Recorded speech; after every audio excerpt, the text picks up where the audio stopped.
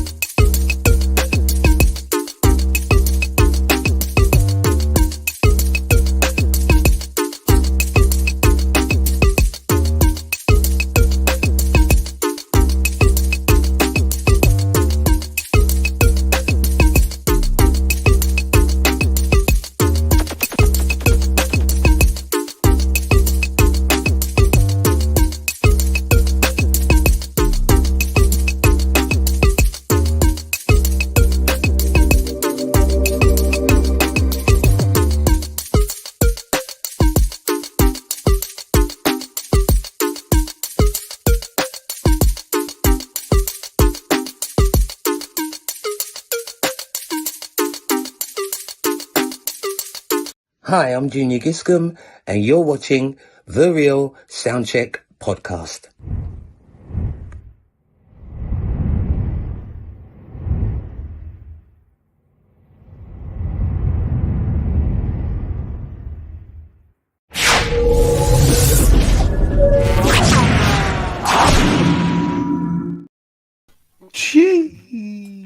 some bread.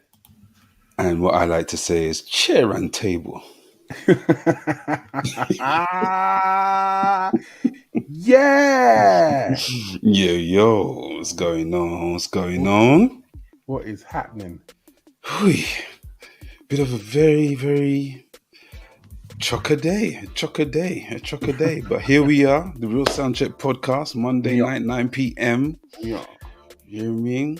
Doing our little thing. Episode number 85.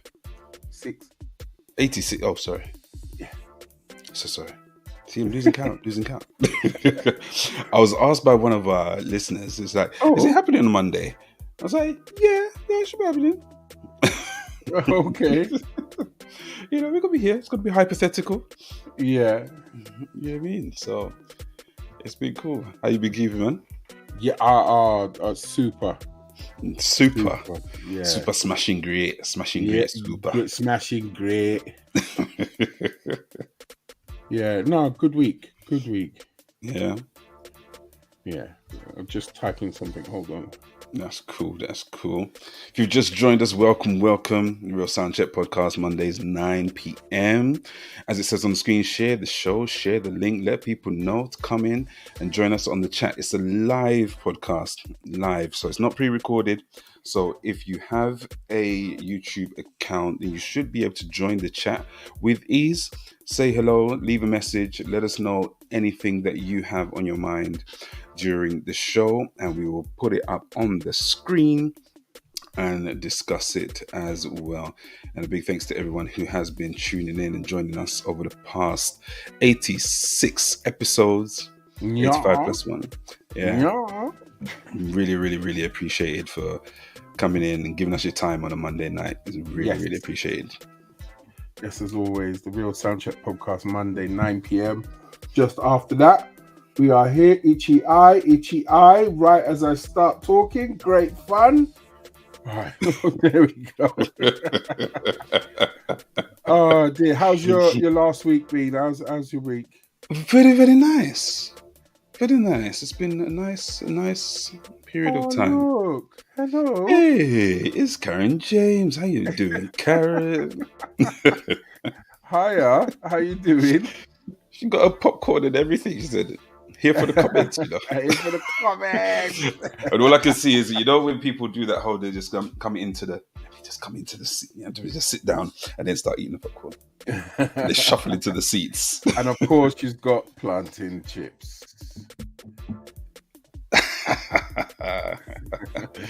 We gave away a couple of those as prizes at the last event, Plantain and Prosecco. And there's a special brand that it doesn't look as necessarily chic, but it's got the real flavor. Oh, the proper taste. Yeah. I've tasted a couple, quickly grabbing them, and they're just. You can tell it's just starch and stuff shoved together. Horrid. Yeah. On Saturday, I went to the Black on the Square event. Oh, down okay. Trafalgar Square. Trafalgar Square, okay. Yeah, that was real nice. Was it? Nice. Saw some peoples down there, that I haven't seen for a while. A little bit of conversation. Nice stalls and nice setup and everything. People on stage doing their thing as well. I didn't stay long enough to catch Bashi, because I would have loved to hear him do his new track. Yes. Track is just heavy. Yeah. Heavy. The whole album. If you haven't heard the album, album is fire. This is what one of my friends were saying. That the whole album is just there. So I've got to check that out, definitely. So that was nice. And then one of the friends that I met there, we met up again afterwards. And then he was going cinema, and he was walking into one of the local supermarkets to grab himself his popcorn to go to the cinema, because he said he's not taking that mortgage to go get the popcorn from Yeah. Nope. Yeah. No, it's an arm and a leg nowadays. It is. It can be, yes, indeed. Yeah. I mean, even I get a 25% discount, and it's still, and even I think the portion sizes are just. Oh, they're very, very smart. If you fall for the large thing like the rest of the fast food chains, you're an idiot. You know what I mean? Just stay medium all the way if you do it. You know what I mean? That's it. That is it. But yes, hello to everyone that is here, slowly coming in. Say hello when you reach. It is the Real SoundCheck podcast. This week's show is a hypothetical chat about conspiracy theories. You know them things that people say, nah, that can't be true. Nah, you're talking rubbish, mate. You believe that? Nah, mate. You really think that's what they're doing? Yeah. Nah. Really? Really? Is it? Are you for real? There's going to be a lot of that today. So get ready. My weekend, my last week, head down. I had a little boogie on Saturday. Went to a little day party. Saw some faces I ain't seen for a while there. It was good. And then chilled out on Sunday. Just chilled out. Sunday I did the Got So Boat party. Oh, you lucky bugger! Which was rather nice. Nice. And the weather held out quite nicely as well, which is good. So yeah. But with that low ceiling, wasn't in there warm? In there was warm, but what I mean is that the rain didn't come beforehand. Oh, okay. The rain happened while the boat was out. Okay. Then when the boat got back, the rain had stopped. Oh, okay. Yeah, so it was nice, man. It was nice going up and down the Thames. Just catching tunes, playing tunes. Yeah. I'll check it out on the gram of Insta. And I'll see what happened there. I saw some clips. Look good. There was even a live PA. I can't remember the young lady's name, but you'll see some clips. Oh, okay. Yeah, I don't think it was planned as such, but they just happened to be on there, and then the tune was playing, and then I was like, wait a second. And it was like, microphone, everything. Yeah. Okay.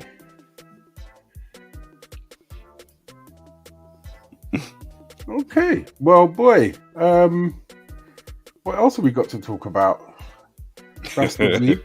There's too much theories. You know what I mean? We're gonna give it another 5 minutes, see who trickles in. And then we will start. We have to let you know we are 4 shows away from the 90th show. And that is going to be the big 90s quiz. So get ready for that. Put that in your diary. 4 shows away. Hopefully 4 consistent weeks away. We're going to be on our 90th show. And that will be a 90s quiz throughout the whole show. So get ready for that. I know it's not 90s, right? But I got some news today. Okay. That they're doing another Goonies. Not a remake. No, a sequel. Okay. Like how many years ago was that? Okay. Yeah, they could do Goonies. It hasn't been touched. Yeah, but it shouldn't be touched. Sometimes you could just leave them alone. Just let them stay there in that nostalgic era of when the movies, they didn't have digital where they can just do whatever they wanted. They had to actually plan things and catch it on film, say cut and action, and that was it. But if there's room with today's technology to take Goonies to a different level, then as long as they're not trying to remake, if they say they're going to remake the Goonies with new kids and stuff like that, I'll boycott it. But if they say like it's going to be the new Goonies, in other words, the original cast. It's the original cast. What do you mean? The original cast apparently is in this. Yeah, and maybe their kids or whatever's on a thing or something. There's some form of thing, because remember they were doing it to save their town. Remember that was the original thing. So if there was something going on or something, or one of their kids gets taken, or the what were they called again? The Fratellis, the family. If one of them comes out and tries to seek revenge, and then their kids get involved because maybe the parents get kidnapped or something like that, that would be okay. You're not buying it. You're not buying it. No. There's certain things I feel like when they're classics, let them be classics. No, I'm It's a whole all different for that. era. I'm all for that. Because you could, I'm almost guaranteeing. Well, I'm not saying. I would think that they could do the story, but not call it Goonies. But they're trying to call it Goonies in order to try and generate the interest. Yeah, So but it's just a Hollywood's rough business at the move. moment. Come on, man. Hulu, Amazon, everyone's killing them for shows. You know what I mean? They're killing Hollywood for shows. So they've got the rights to certain things. So they've got to be creative with it. They've got to be creative with but it. are they going to be creative with it? Is it going to be a classic? Is it going to be something that gets quoted? And I think that's probably one of the hallmarks of a great, great, great film is when it's quoted. You leave that film and then 2, 3, 4, 5, 6 weeks, years later, you're still quoting lines from the film to someone, and they're quoting their lines back to you. And you're busting up, remembering the scene. Yeah. Don't happen as much these days. There's some classic lines, yes. Like even one of my favorites is like "On the Left," and not even when Cap said it. On the left. Yeah. On the left. Mm-hmm. Which Hey, one? good evening, Shania. Hi. On the left. On your left. On your left. Oh, when he was going in the bathroom and he went to the wrong tunnel. Who No? that? Who that? Are you talking about Goonies? Yeah. No, I was just talking about a phrase, not necessarily from Goonies, sorry. I thought you meant Goonies. Because I was thinking of a modern day film where a phrase has been like, you know what, I liked when they said that, or I remember that phrase. Yeah. Because it brought about a certain thing. Yeah. But yeah, when films are, I mean, do the truffle shuffle. Oh my, that was one of my favorite bits. That was, you know what I mean? You can't come in until you do the shuffle. Why? I don't want to do it. Do the truffle shuffle. And he had to do it. He had to get the belly out. That was hilarious. That's what I'm saying. And what's his name? Data? Yeah. Pictures of power. Yeah. Come on, man. That's what I'm saying. Slick shoes. Slick shoes. Come on, man. You gotta get it for One-Eyed Willie. He's got his, you know, just small touches. When's the last time you seen someone in the film with asthma and their inhaler? And when he's getting interrogated, there was this one time when I couldn't with me, and I went down and I did that, and I stole his thing, and he started confessing that. You know what I mean? That bit there just killed me every time, man. It's funny. Funny. Oh gosh, that's what I'm saying. Classic. So, what are you gonna do now? So there's a recipe. Just don't mess it up. But we've seen it being messed up with Star Wars, haven't we? Oh no! What a liberty! What, you didn't like the extra Star Wars? A lot of people don't. I'm not even a Star Wars person. This is what I'm just hearing. You know what I mean? So hypothetically, in line with what we're talking about, it ain't been the one. These newest Star Wars. And the series that they said the Acolyte isn't getting a second series. They said it bombed. People have busted their hands of that, and then there's been lots of controversy saying some of the actors blaming the fans for not opening their minds or whatever. I like the Acolyte. I thought it was all right. Okay, you're the first person. I think somebody said the first episode was good. Hey, don't kill me! I'm the first person. The Acolyte was all right, man. Okay. I can't say anything because, you know, I'm not really a Star Wars fan. So when I say fan, as in like I'm not, you know, properly into the whole thing. I watched the first 3, and then I watched this newer series, but I'm not there, you know, going to find a lightsaber and start going. Oh, wait a minute. Did anyone watch my pick? Bel Air. Have you watched this season of Bel Air? No, I haven't watched the first season because I don't have the access to it. You haven't found the banduli.com, bro. Misty. Good evening, Miss Deans. How is it going? Oh, and we have Wendy. Hey. Nice to have you here. In the building, in the place. Building. Welcome to the Real SoundCheck podcast. Family's pouring in. Nice to have you here. So you didn't watch Bel-Air? You haven't watched this season? Any of them? No. Oh my God! Is anyone in the chat watching Bel-Air or watched this season of Bel-Air? Mecca, I tell you. You know what? I've got to say, I'm sorry. I like Bel-Air. I like the fact, like I said to you, I think it is just right.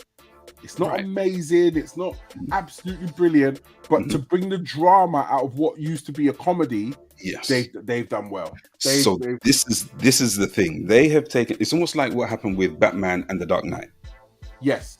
So Batman was quite comical, quite slapstick and whatnot, and then the Dark Knight just brought it into a new level of sophistication, shall we say? Yes. So Fresh Prince of Bel-Air, great comedy, legendary. Yes. That last scene with Will, I think, just started him on that path to becoming a worldwide, acting star. Oh, the monologue bit, yeah. Yes, exactly that. Mm-hmm. And then Bel-Air is like a modern interpretation without trying to be the original. Yeah, okay. All right. And so that works in itself because it's being original by interpreting something that was old. I don't feel the same happens with films when they try to redo them. Shania says, I started watching it but didn't like it. It seemed a bit too dark. What was that? Bel-Air or the It sounds like it might be Bel-Air. And Melissa Dean says as well that she didn't like it. Try to watch the first episode. They can't be talking about Bel-Air. Let us know which one you're talking about. Oh, maybe it's like Bel-Air. No, Bel-Air. Wendy's already ready to defend it. No way. Dark? How is it dark? No, it's a drama. They've made it into a drama. They've made it like it's not the heart. Like what we were saying. Like you can't touch Goonies and not have those funny elements in it, and it's got to be funny. I'm sure it's too funny, It's like, I can just hear Melissa, you damn Skippy, I'm talking about Bel-Air. But I don't know how it's dark. Oh man. Sometimes I guess people have that beloved, cherished memory of the original and know how lighthearted it was. And then for it to turn into the serious drama. Oh wow. Yeah, but you've got to. It's on 4 seasons now, and well, it's been committed to another 4th season. I think it's on 3 or whatever it is. But or it's on the 5th season. It's been committed. Confirmed. Carlton's a crackhead, and Will was cursing and shooting after Pete because it's a drama. He's from Philly. He's a road you. You know what I mean? And then, in fact, even now in this thing, he's actually explaining that. He has to realize he can't go on with the same things that he did in Philly and has to drop what he's got with the opportunities that he's dealing with. And he's setting up Blackcess. I want to talk about it. Blackcess is his idea with his cousin to say that they're going to start a brand that helps people have access to opportunities. And it changes. So everything that you're shutting down, you're not giving it time to build. Why are they going to tell the story and everything in one season? They want to string it out. So the story does change. The story does change. Exactly, Dave, you're on point. Oh, here we go. Here we go. I watched Bel-Air. I liked it. Haven't watched the latest one though. Oh, there we go. I got someone on my... No, we're not taking sides. But thanks, Karen. Shanya's elaborating on my little point. I love the lightheartedness of the Fresh Prince. I can't handle seeing Carlton as a crackhead. He's you know what that is? Crackhead. Is what is he if he's not? I just want to. He's dependent. He's got anxiety. He's not the funny, confident Carlton of the comedy series. Is he doing this? No. That's what I'm saying. It's not even that. It's definitely a dramatized, reimagined Fresh Prince of Bel-Air, but it's not at all dark. Wendy, thank you. It's not dark. It's not. I don't consider it dark. I definitely. I think she's picked the right words there. It's dramatized. Like what we saw Bel-Air the original time as a fun place to be, and he's got money now, and he's flexing with his status and everything else. In this new series, it's tough. He has to work it out. It's not given to him. Even going through school and college and trying to do the basketball, and he thinks that he can just go into Bel-Air and just sweep it, and he got buoyed off in the basketball thing. You know what I mean? But isn't then Uncle Phil rich? Uncle Phil and Aunt Viv are rich. Yes, they've got Dunga. It was only because you said that it was tough. So I just thought if it was a monetary tough. Yes, because they're not giving him the handout. We've got money, the handout. Right. You know what I mean? Even to the point of Will's mum popping in once or twice, saying to the Aunt Viv, "You're being too nice. You're being too light. Stop giving over him. You know what I mean? You're letting him get away with murder. Stop it." You know what I mean? Yeah, I ain't gonna go for that. I love the original. No, you can't beat the original. The original will always have a place in our hearts. But for a newer, younger audience that might not get the ha-ha funny, or just think that the other one's too old school and corny, this new dramatized one with what's the sister? Hillary being a influencer. Do you get what I'm saying? She's got a show and she does her stuff and everything like that. You know what I mean? It's more up to date with what it is. The younger daughter, what's her name again? Ashley. Is it Ashley? Ashley. No. Ashley. Yeah. She's going through her things, her choices, her feelings and whatever.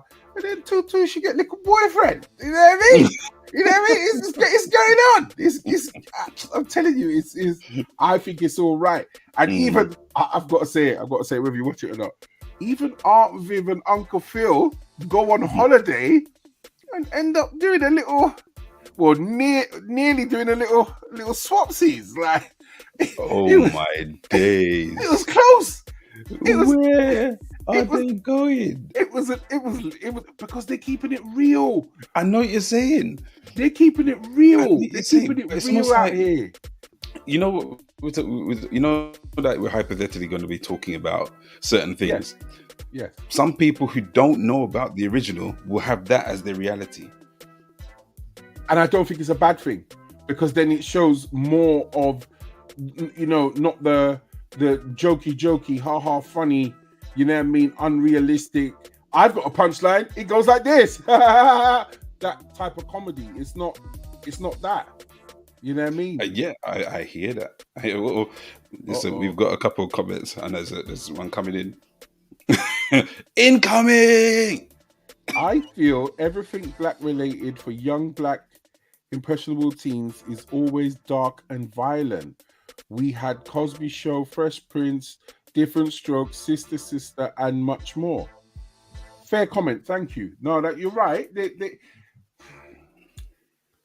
how can I put it? No, it's a very good comment. It's a very good comment. I definitely understand it. But then, is it closer to reality? But is reality what we need in our homes, aside from the news? Oh no! So what? You just want to only get it when you go outside? You get it from social media. But then that's what I'm saying. You have to be attached to social media. Why can't you sit down as a family and see? This is my thing, right? When my daughter was even up to the age of about 5 years old, we'll be watching something, and then she'll look at the screen. Oh, why did that happen? And I'll pause, and it's a conversation point. What would you do in that thing? How do you feel about that? Do you trust that person? Use it as conversation points. Do you get what I'm saying? I think there's certain things that you can watch as a family, and then it might break an ice or something, with your child that you know, especially if you've seen the episode, you might say, "Oh, have you watched this? Watch this with me," and then it might break the ice, and then you know what I mean, you could spur a conversation on. I guess everything must be like that, but I think that's what Shanya's alluding to. Where is the modern day? Because for me, Cosby Show was one of the greats. Yeah, and in terms of influence and just showing what's possible for for the youth and for the families and all the rest of it. It was a family show with a family. Yeah, they went through their trials, but they were decently well off, and they had, you know, some really good lessons in there. Where's the modern day version? We had My Wife and Kids. I think that's the last one that I've seen that had a family together. Half funny with a son that just about understands the world. It's not. I didn't find that. That's what I'm saying. It's the closest thing. Okay, there's another argument. Why does everything have to be a comedy? Not why everything. Why does all of our everything written there is half funny? Why does everything have to be a comedy? Why can't we? But then there's no drama? middle ground. Where's the middle ground? But then this is what I'm saying. I think Bel Air is that middle ground. Because it has. Some are saying that it's a bit dark. You see what I'm saying? Because you've got the streets, you've got the drugs, you've got the, you know, shootings and everything. Where's the one that's sort of in between, I guess? Because people will look at EastEnders. I don't watch EastEnders, right? Because within the first 3 minutes, someone's shouting at each other. Don't bring up right? So I'm not looking at, and that's what people see as reality, and they start to emulate that. So I guess to Shanya's point, sometimes people see what they see, although it's the reality, is then put to us from a young age, and then that becomes something people emulate. Power was really, Empire was really popular. There might be things that people emulate. We've already seen the influence that hip hop videos has had on some of the culture, and you know that's a whole nother hypothetical. But that's, to me, that's definitely subjective and down to the individual. If you're gonna go and look at the run-ins of someone's music video, which is literally 3 minutes of anything they have in a budget and can throw in, and then call that reality, then you not being funny, and please take offense to it if you have to. You're very simple-minded. Very simple-minded. Whereas, as I'm saying, a drama, which is supposed to mimic life and bring elements of reality to it. Do you get what I'm saying? So that's where I sit. I just think that it's for this modern times, 2024, especially the 20s after what we've been through to 2020. I just think that it definitely ticks boxes and is a lot more, you know, reimagining, as Wendy said. Shania, pop culture is real, and what if the kids are emulating the violence via music, games, and latest series of glorifying gang culture? But they're doing it without it. This is what I'm saying. I hear we can point fingers and make statements like that. I do understand, but they're doing it without. They don't need it. I think there's an element of learning through the streets and what you kind of come across, and learning through visuals and audio that you see. Because there's a lot of people who wouldn't buy Cristal back in the day because they didn't know about it until the rappers started talking about it. Then it's like, okay, let me go and get Cristal. Yeah. I think a lot of that happens through idolization of, you know, certain individuals or people in the media, in music, in films, etc. So I think there's a slight, you know, imbalance, shall we say, of where people are getting their information from. The real stuff on the streets, yes, you're going to get some of that will filter through. But all right, then let's flip it to not our culture. Not our culture. As you said, you mentioned a TV program. Let's go around the pub, have a local, throw some darts, play some pool. That's mimic because that's their culture. Yeah. So what's the difference? You're saying that they're just taking that and brought. Why is ours bad? Why theirs is exactly the same, but they're mimicking their culture. An East End lifestyle, you know what I mean? Bit of a wheeler dealer, got to dodgy this, got to do that, rare. You know what I mean? Sleeping with my sister's girlfriends, this, that, whatever, dramatization, and every coloured person is either a drug dealer or everything else. What's the difference? But then there's not a reality in that. There's a what do you mean it's not? Reality in that. When I say there's not a reality in that, is not every black person is a drug dealer. Yeah, but that's what they dramatize. Right. So why are they dramatizing it like that? There's almost like a little subconscious purpose in all of the things that they push out. And they'll maybe do things that are not so damaging. So going down the pub, doing a little bit of wheel deal, is not necessarily going to impact them as much as something like taking out guns, shooting and beating up people. I guess the craze is an Drinking interesting culture. one. Oh, I've had a hard day at work. Got to get drunk. Oh, I'm addicted to this. I'm addicted to that. What are we saying here, bro? What are we saying? It's not as bad. Well, the way that you originally stated it. Go on. No, I'm just saying there's a different reality for different cultures. Yes, correct. Do you get what I'm saying? So because our culture is very elaborate, very loud, very brash and everything else, other cultures are just as bad. What, you don't think there's gang? Remember, EastEnders, Phil and Thingy were gangsters. Yes, they were. And you had what was it, the Craze? Yeah, that's what I'm trying to say. And Peaky Blinders. Yeah, so that's what I'm trying to say. They had their gangsterisms. You know what I mean? Putting man in the back of the car, driving to the woods, beating them, leaving them there, and all that madness there. Smashing a bottle and having a straightener on the cobbles outside the pub. You know what I mean? It's typical Saturday night. So what are we saying? Just because? Well, is it a good influence? Well, if we're only going to speak about the negative, it will be negative, and that's what I'm trying to say. And that's why you have. That's why you have, Chuckle Brothers and Dusty Bin and 321. Just to give you a different... but those are not shows. I hear what you're saying.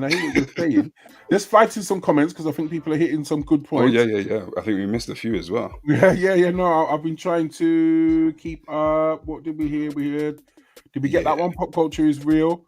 And what if the kids are emulating? That's where we finished off. We got to this one. Well, we saw what happened when the kids tried to copy a murder from Charles. I didn't even know that happened. That's deep. That's wild. That's a mad one. Marketing and psychology is real, hence 30-second adverts will cost 2 million easy. Of course, 100%. They want your eyes. I don't think Bel Air is dark at all. From Karen, it has a little love story in it, and it shows black people with money and trying to get Will out of the ghetto life. There we go. It has its drama and its love stories and everything else. Anyway, I'm going back to I'm in here for the comments. So just so everyone knows, Karen James has popcorn and she just for the comments this evening. She has her popcorn ready. Ready. Remember, this is a hypothetical show. We will be going into the realm of conspiracy theories. Who cares? You know what I mean? Half of it's rubbish. But you know what I mean? Let's just see what's out there now. It's a different millennium. It's all wild, you know what I mean? It's just wild. It's wild. It's wild out here. It's wild. It's wild. Wendy, laughter's my middle name. Dear. Plantain chips and supermalt. Oh Lord. It's a full tray. So we do ask if you could just share the link, let a friend know that we're going to be beginning our talk. As I said, it's light-hearted. If some of it ticks a little thing for you, then pop your comment in. Let us know. Comments are always welcome. If you have a question, please do. And if you're online and you can fact check anything or throw a link up, please do it. Put it in the chat. We love when everyone gets technical and involved. I think it's about that time. Yeah. I do believe so.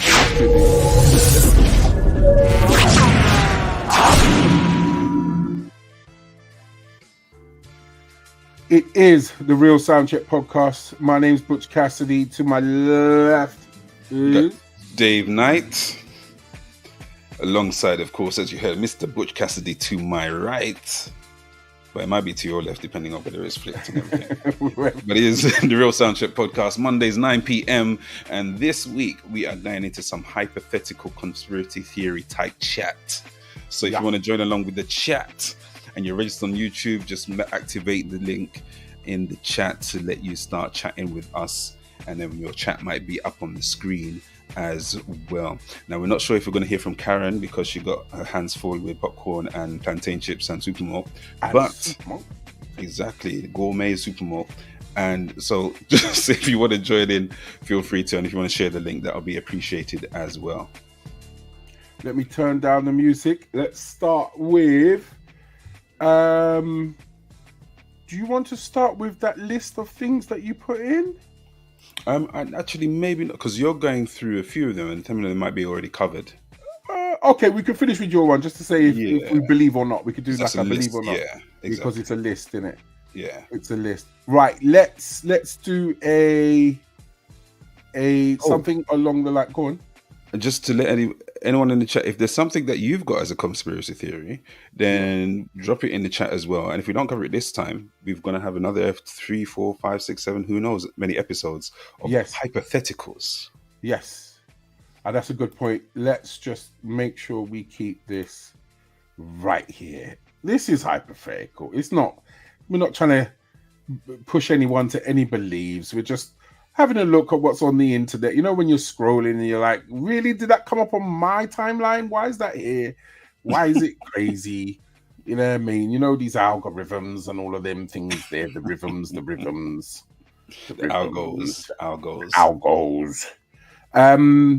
The Mandela effect.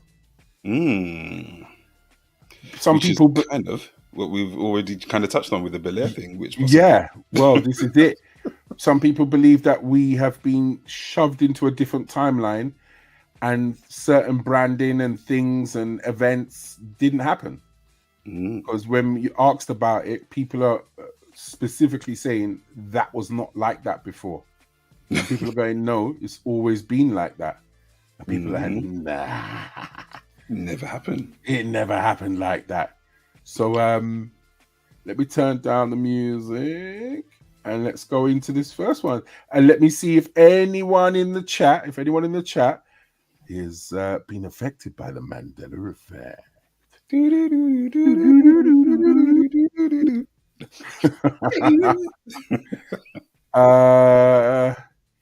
Right, let's go into this one. Here we go. Doesn't Tinkerbell fly over the Disney castle at the beginning of the movies, like the intro to Disney movies? And in the old movies, she flies over the castle and then comes and dots the I in the word Disney. Well, Disney is saying that is not true. That's never been an intro to a single Disney movie. But I remember she would fly over the castle, and that's her pixie dust going over the castle, and she flies up and dots the I in Disney. And Disney's saying it never happened. And then I go look at all the intros to Disney movies, and it doesn't happen in a single intro. Am I wrong? I'm not going crazy. I swear. Other people have seen this, and they are saying that it's a Mandela effect. We're in a different timeline. I mean, don't y'all remember this? How can you say that was not Tinkerbell? That was the intro to Disney movies. And for them to say that it never happened, this is definitely a different timeline. Doesn't Tinkerbell fly over?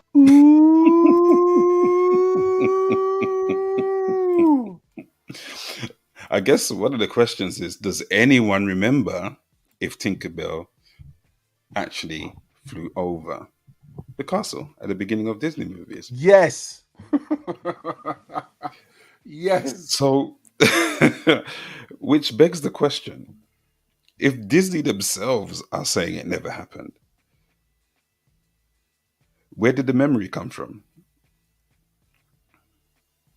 Because we all watch Peter Pan, this, that, Sleeping Beauty, blah, blah, blah. And Tinkerbell broke out over the thing and bing, and she used to do the thing. It does ring a bell, definitely. What do you mean ring a bell? Don't even do that, bruv. It's not even ring a bell. It's how it was. Because it's like, whose memory got erased? Maybe because some people, it's almost like memory erasing. I don't know. Nah.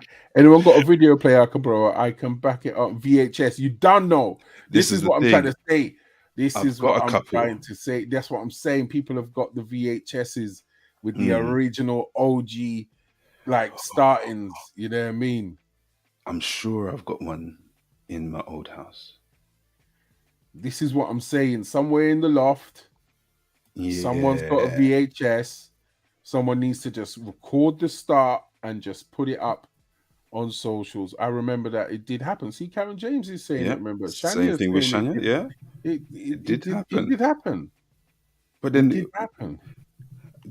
for someone, not even someone, because it's one thing for us as people, as civilians, shall we say, to say, yeah, I Hmm. remember that. I don't remember that. Yeah, I remember that. I don't. But when you go to the source and the source saying you're chatting rubbish, the source is saying, no, we never did that. There is so many. I could have found about another 4 or 5 things. You know what I mean? The whole Fruit of the Loom one is what everyone else is another big one that people are talking about, because there was supposed to be that shell at the back of the fruit on the label, and Fruit of the Loom saying they never had it. But people have taken out clothes, old jumpers and old tops, and you can see the cornucopia, the shell wrapped around the fruit, and people have shown evidence, but Fruit of the Loom said they've never done it. So what's happening? I mean, hypothetically, are they in on some kind of making people doubt their own memories and doubt their own thoughts, so that as a mass, we're psychologically starting to think, well, are our memories actually real? Are we actually thinking the same thing? Oh, that's wild. Hypothetically, That's wild. Hypothetically, that is wild.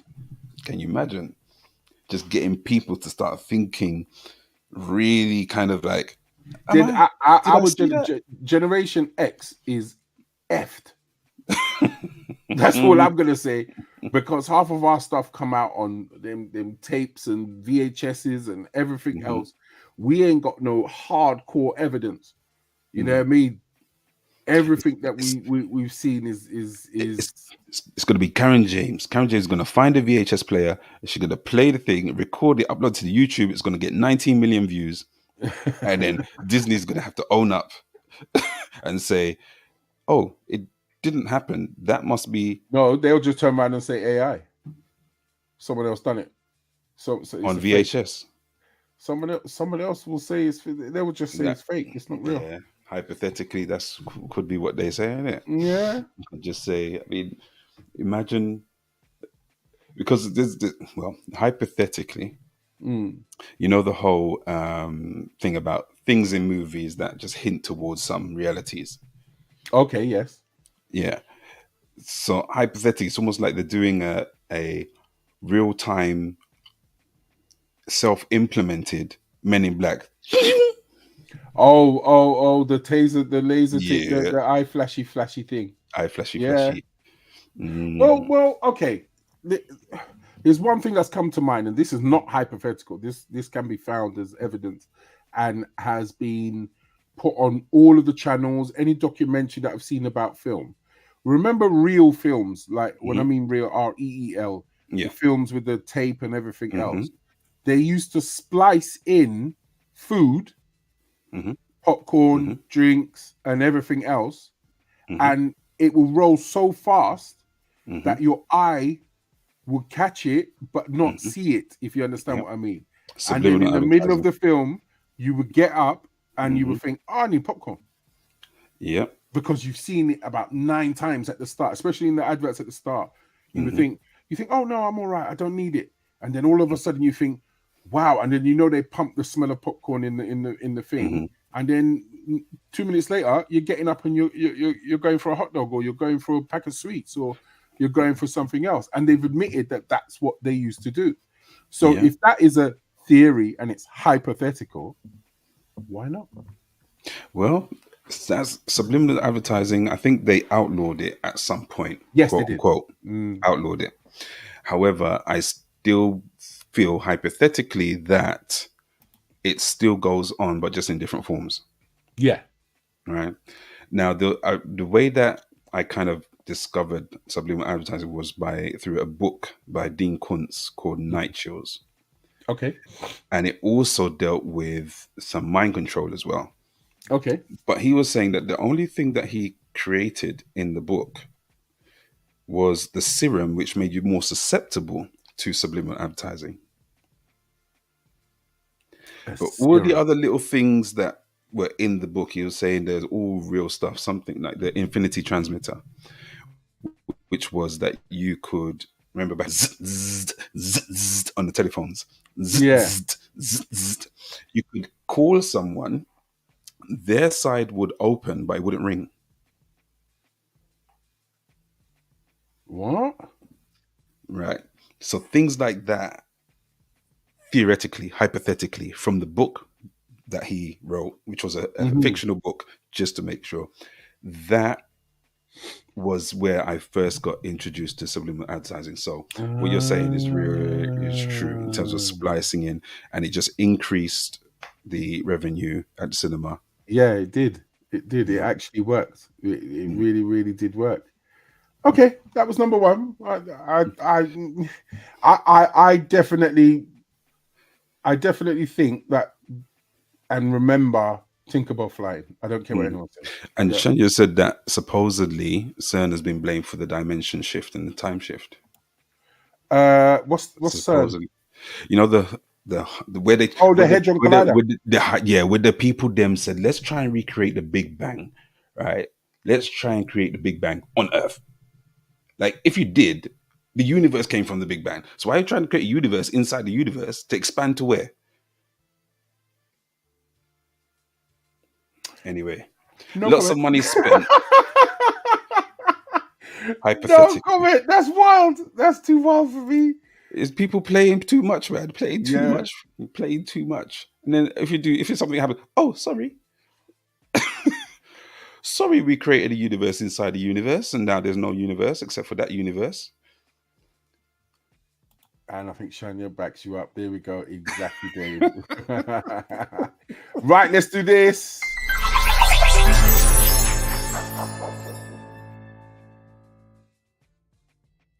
This next one, I don't think is actually a theory, but you choose. You choose. Hypotheticals. Remember, this is the Hypothetical Conspiracy Theory podcast. No, yeah, really. let's try. Bread. Like, there's human hair in bread and bagels. Nah, you're lying, fam. Specifically bagels that we eat. Nah, there's this chemical in it called L-glycamine or some shit. Listen. Nah, that's so tab, bro. I swear to God. I need to fact check that, fam. I'll fact check you right now. Ready? I don't fact check a lot of shit. Ready? Watch this shit. Yo, source, trust me, bro. Watch this. L-cysteine, an amino acid used to prolong shelf life in products such as commercial bread, can be found in ducks, chickens, cow horns, blah, blah, blah. Oh. But most that's used in shelf food comes from human hair. What? Yeah, it has been reported most of the human hair to use the L-cysteine comes from China, which are gathered from barbershops and hair salons. No. Whenever we eat a bagel, it's like a kid's hair in China, fam. Yeah, so that's why if you ever make like homemade bread, that shit gets bad right away. Or if you go to a bakery, the bread lasts for a day? Yeah. But the processed one doesn't. You know, bread. Really?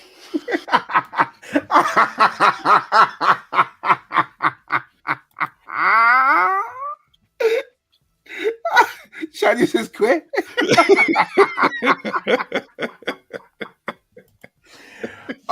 Carol, we don't know what symbol that is. If you could type some words, that would be nice. So they go to the barbershops of China and collect the hair. They don't take it. They don't go and collect it. It's most probably handed in. They might have collection trucks, but I'm saying that there's a... Could you put it out on Tuesdays, please? And the truck comes along. Exactly that. But its properties is to prolong the life of processed bread. You know what really bugs me about this? When I say bugs, I'm not. It's the confusion in my head. Is who came up with the idea? It's scientists. When did they say, you know what, this bread goes off a bit too quick? Yes. You know what we should do? Yes. I know. Let's try. Yeah, go on. No, your logic is exactly what it is. What lasts long and doesn't go moldy? Brick? Hair. bricks, concrete, Right. that doesn't go moldy. Yeah, but Cardboard. also mixed with human consumption, so it won't KILL ya, but it can pass through you without causing that much damage. Remember, if we were to sit down here and try and look at E numbers and what they actually are, I've said this before, people won't be eating food. Yeah. People won't eat food. Well, if I told you that crushed beetles is one of the E numbers, you wouldn't be eating red food. This is where I remember a guy saying on this radio station I was on years ago, say all we're supposed to be eating is fruits, vegetables, nuts, and seeds. That's it. Yeah. That's all we're supposed to be eating as human beings. But I don't know if people can adhere to that because, ribs and wings and then all these good things. And, plantain is amongst the ones that we can eat. So thankfully that's okay. But that's what we're supposed to be eating because, like you're saying, all these other stuff that you throw in, sometimes they're sourced from very, very scrupulous and unsanitary places. But they have an effect on the food, which allows it to have a longer shelf life, which means this is not a Mandela thing. Can you remember the sugar recently? They dropped the sugar amount. Like everyone, basically all the companies, if you're going to use a certain amount of sugar, it's fine. But if you go over that, you have to pay a tax. The sugar tax, yeah. Yeah, the sugar tax, right. And then before that, just before 2020, it was the hydrogenated fat. They took it out of everything. Can't you remember? And then basically the shelf life of food dropped because they were saying in certain restaurants we're using rapeseed oil instead of something else. Or not something else. Yeah. And then the hydrogenated fat got taken out of all the biscuits, all the packaged food, and then everything didn't last long. Everything's got shorter lifespan because it didn't have that fat in it. So if we've seen that in a real time, then why can't chemists use use certain things to make food last longer? What's wrong? Because it's nasty. You know how many restaurants have had to give money back because there was like one hair in the food. But now we're saying the whole entire loaf of I can't say any word. I can't say any brands. Don't say the brands. It's all hypothetically. Yeah. That certain loaves of bread from certain places are mixed up with somebody who got a number one. I remember the gentleman spoke. Sorry to cut you. The gentleman spoke and gave the chemical name. So in other words, it's already out there. It's already there. But again, now he's just identified that that's what makes processed bread last longer. That's mad. Just put it in the freezer. But then some people don't like that. I don't like frozen food is not meant to be frozen, and then you try and defrost it, and if you don't do it right, stomach gone. I don't like that. People say, "Oh yeah, just freeze it. Oh, here's a curry. Put it in the freezer." No, it doesn't taste right. It doesn't taste right. But I don't know. I would take the freezer over somebody who got a number 3 trim and somebody who got a number 1 trim, and then I hear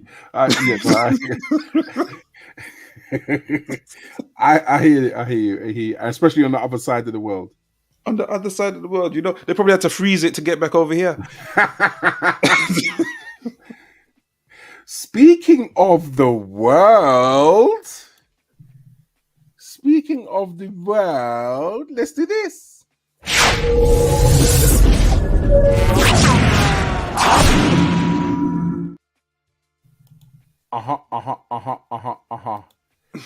Bear with this one. Just bear with this one. Oops, sorry. Abu Dhabi to Auckland, and it goes all the way over here and then all the way back down.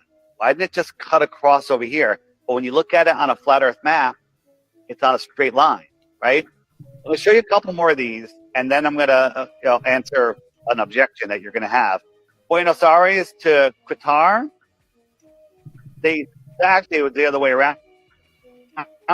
This was the World Cup. They were going from Qatar to Buenos Aires, but they went to Rome first to fuel. Why did they go there when they could have just gone here? And the answer is because they went from Qatar to Rome to Buenos Aires, right? That makes sense on a flat Earth. It makes no sense on a globe Earth. Here's a flight route. We're going. This one's been a long time in the making. A long time in the making. And it's one of those where there's arguments for and against. And sometimes the arguments for and the arguments against both make sense. Both make sense. I did hear someone say that, what's it called? That the Antarctic is actually the thing that keeps everything in. Yep. And don't forget that all the countries, I believe this is not hypothetical, but I believe all the countries have a treaty to say that nobody goes to the Antarctic. Yep. Nobody goes to explore the Antarctic. Yep. Which makes me question, like, you all agreed on something. Why can't you just all agree to be nice to each other too? And then we'd be okay. But no, you want to take this person's resources. You want to join. But anyway, that's a whole different thing. Mm-hmm. But hypothetically, if what he's saying is true, why would they want to give us the notion that the world is round? Very good question. Very good question. But remember, it's because of maybe the findings of old scientists that were held in regard years ago. Do you get what I'm saying? So they're trying to protect man's reputation. Protect certain reputation, protect certain patents, protect certain things that might be hereditary to certain people who are very, up there. You know what I mean? And that way of understanding it is protected. Yeah. Hypothetically, because I don't have no evidence of it. But to hypothetically understand what he was trying to point out, like what you said, it's very logical. It is. If you squash that out, there are better routes to certain places. And when like what he was saying is, when you need to refuel to go to other places, when they say, "Oh, I'm on a 15-hour flight," you're thinking, why am I stopping there? But when you flatten the Earth, it's the most direct halfway point between the two spots. Because don't they also say that the map that we have is not even to scale? Yeah, that's been around for time, and there's a website that actually does that. AI website, I forgot what it's called, but you can actually click on a country, hover it over another country, and it will show you the true size compared to that country. So then you can actually see where things are. The flat Earth map might give us those true dimensions. Yes. Which would be the better thing to use in class, and just even if it wasn't flat, but just to have that as the map to say these are the true dimensions, even though the world is round, would be a better thing to use. I'd have more sort of, But don't you think that then that will uncover a lot more questions? If that was the truth, in the sense of, we all know that, to the left, they think that their country's the biggest, and the whatever, to the right, you know what I mean, they're a bit more realistic in the size of things and so forth. So, you've got the northern hemisphere, the southern hemisphere, everything's different. But if they were to come out and go, all right, look, this is the real size of it. Do you get what I'm saying? My thing is this, and this is just it's a simple hypothetical thing. To drive from Scotland to London, or from top end to the bottom end, drive, it take you 7 hours. 7 hours. Yeah? I've done Scotland to London. Yeah. Am I wrong? Is it about 7 hours? We did it in about 8. Yeah, 8 hours. So that is a country. So if you can measure that, that should give you a scale, shouldn't it? And that's all I've done. I said, if that to that is 8 hours, then if you take that and then measure to scale on certain maps how wide and how certain things are across, even if the scale's wrong, or you go online and find out the true scale of things, then you can work out what those 7 hours and then the distance between it, looks like compared to, that's what I'm saying, when you look at these things compared to different countries and get a true understanding of drive across the country and then know what the size of it is. Yeah, Do you get what because I'm saying? we used to have that crazy East-West beef in the US, Yes. and then they tried to emulate that in London. Yes. And they didn't realize that, listen, if you want to go from East to West London, that's 45 minutes. If you want to go from East to West of the US, that's 8-day drive. Yeah. So no one's trying to do that. So you can have an East Coast, West Coast beef for the US and not come into contact with anyone. But Is you it try 8 to days? emulate that. Is it 8 days it will take? Some crazy time like that, yeah. Yeah. So then that says it. If you can get from the top of this country to the bottom of this country roughly in about 7 to 8 hours, 9 hours max, yeah, then you can see the size of England if it takes 8 days to go from East Coast to West Coast. Mm-hmm. Hours, days. Do you get it? It will show you the size of it. Yeah. It will show you the size of land mass. So Well, I know we went off a bit subject off to side, Mhm. but I'm just trying to say, keep things in perspective in the sense of not everything is we technology is there to find out more about things. So it's oh, to me, I guess no, can someone confirm that? Darth and I Vader. just saw a post the other day saying, I think it was 93. It was like the then and now of everyone in Coming to America. Oh no.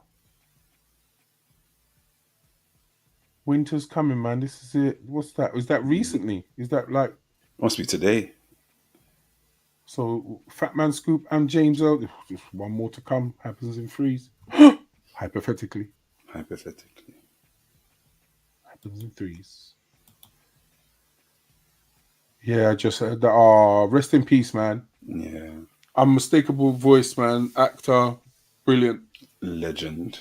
Absolute Legend. And again, going back to the quotables. I just sorry. It's the whole Your Majesty, the people are waiting. And he just flips out. Let them wait. Thingy, to my son. And the way he says that with so much pride. I'm talking to my son. And his voice is I'm talking to my son. Oh, what a voice. Yeah, legend. And I remember seeing him first in A Piece of the Action. Sidney Poitier, Bill Cosby. Old time film. Great message in there as well. Oh, they done enough films that I liked. I like the slapstick one with the gangsters and they tried to scam the gangsters and all of that. That might have been Saturday Night Live or something. Saturday Night something. No, Uptown Saturday Night. There you go. Yeah. But I think they did A Piece of the Action as a double DVD. Oh, okay. Yeah. So A Piece of the Action, I think they did around about the same time, if I'm not mistaken. Yeah. And there's one more that they did. But James Earl Jones was definitely in A Piece of the Action. A young age. What was the one when they hypnotized the boxer? I don't know that one. Oh, has anyone seen it? What was the one where they hypnotized the boxer and they make him believe that he was invincible? Oh my! Oh, is that the same film that I'm talking about? No, it's not Uptown Saturday Night. Uptown Saturday Night was. Oh, was it the same film? I have to check. I have to check. Actually, but rest in peace, man. That's sad. That's sad. So we've done that one.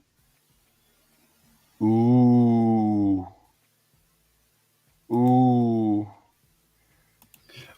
Just to think, Shania was saying that pilot Richard E. Byrd apparently found hollow earth in the Antarctic. We have to check that. That's there's a lot of hollow earth. That's another theory. That's Hypothetically, because if the world is a globe, what is under everything? And then there's another theory that I heard that it's not hot stuff. It's actually cold. Because how did you have an ice age and everything else? It can't just be wind blowing and the temperature on the outside. Pressure, innit? Yeah, it has to be cold. Well, the other mad thing is, like, if you threw a tennis ball up in the air and it just stayed there and it was just spinning on its own, you think, what's that? What's going on there? And you can't then put anything on it and it will stay on it. No. And then the other question is, if the Earth is spinning at, 66,000 miles per hour? Well, more than that. Yeah. More than that, yeah. So how is the plane keeping up to take you to where you want to go? Oh my God, don't kick me in my chest. Dave! That makes sense. You're crouching down. Dave, hold on. It's all hypothetical. It's all hypothetical. It's all hypothetical. Hypothetical. That is. Oh, Shania, I've got one for you about that. In fact, since you've talked about that and we just did that, we might as well play that one next. I'll play that one next. That's a point. If I'm here and I take off and I'm moving at, let's say, 100 miles per hour, but Spain is here and it's moving because the Earth is turning at, what did you say? Whatever miles per hour. Have 1,000 miles per hour, apparently. Yeah, 1,000 miles per hour. Hypothetically. How does the plane keep up with...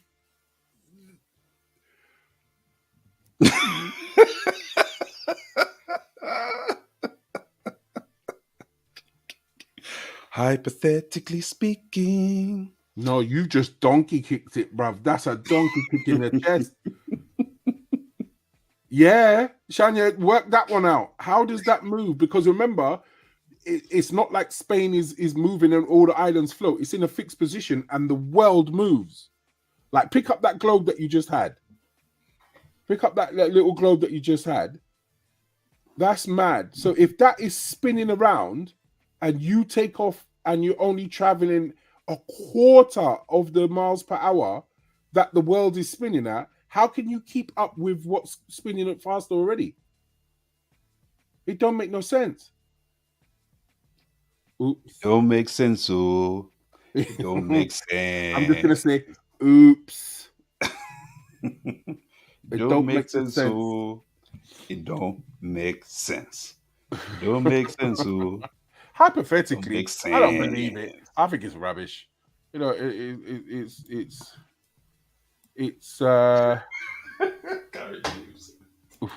what's that? Puts plantain chips in my mouth slowly with wonder and thought. That's what I wish I had some chips here myself. I could do with it. This is that is a shot and a half, mate. That is a shot and a half. That is a shot and a half. Where is this? No, where is this? Where she say it? No, yeah. People also discuss the firmament and link to the Bible. Mm-hmm. Does anybody know about that? Shall we do it?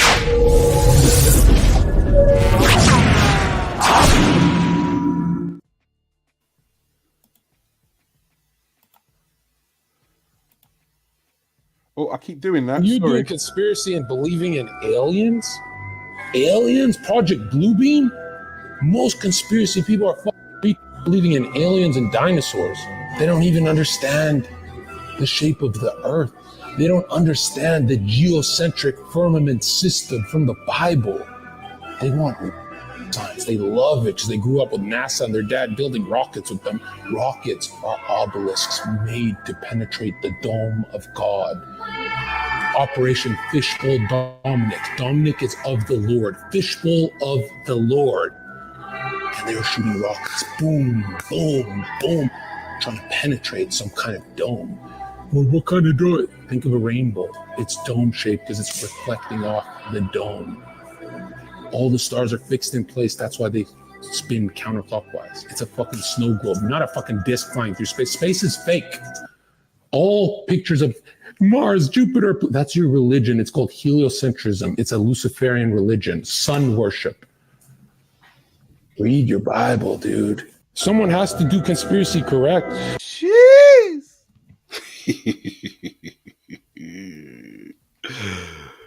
The firmament. So that is part of the whole flat Earth ideology that the dome over the flat Earth is the firmament. Mm-hmm. And when they let off rockets, it's not always about space stations. They're trying to hit and break through the firmament. Yeah. But people realized, I think the bit that actually blew me out of what he just says is the light refracting side of it, because I believe I studied physics, and when you have a prism, a triangle, and you shine the light through it, the light refracts and goes straight. So why is it when it rains, the light refracts and bends completely over like a circle? Because the light is refracted through the same shape of what it is. So if the sun's on the outside, it's refracting the light in the shape of what it's going through. Got you. Because I hear if you go high enough, you'll see that a rainbow is actually a circle. Yes. So hypothetically, that makes sense. Yes. So this is. I remember someone saying recently, and it's one of those things where, space isn't real. Yeah. That's what I've been trying to, and you see sometimes they'll have a video footage of a rocket hitting like something, just spraying, and rockets always go curved. They never go straight up. Yes, they never go straight up. Apparently, theoretically, hypothetically. Yeah. But they said that the above there is water. That's why the sky is blue. Mm-hmm. And so how do you think God flooded the earth so quickly? Just took out the plug.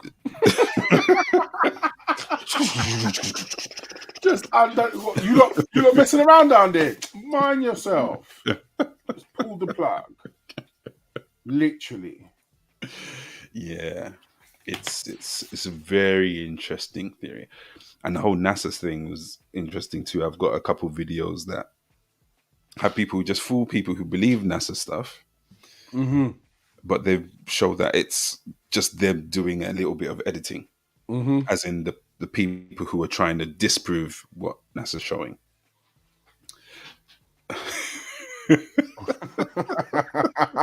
Who's that? Thor Skin? Hello. Look at the stars. What a fat one! Look at the stars. Because if the stars pretty much, can't even say they stay in the same place because I haven't really observed them in that light. They do. But you look up and you see the same ones, whether it's day or night, I guess. Well,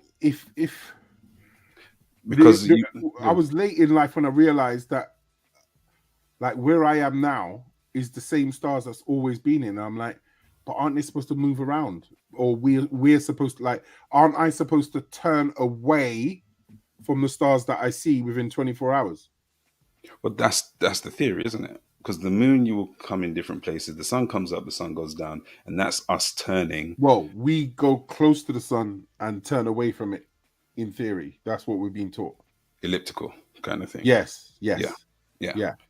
So on one rotation, we're facing the sun, as us here in England, London, and then within 24 hours, when we've moved around it, we're facing away from it.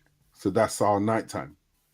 Yeah, while the Earth is turning, while it's going around, it faces the sun and faces away, faces up, faces away, faces down, faces.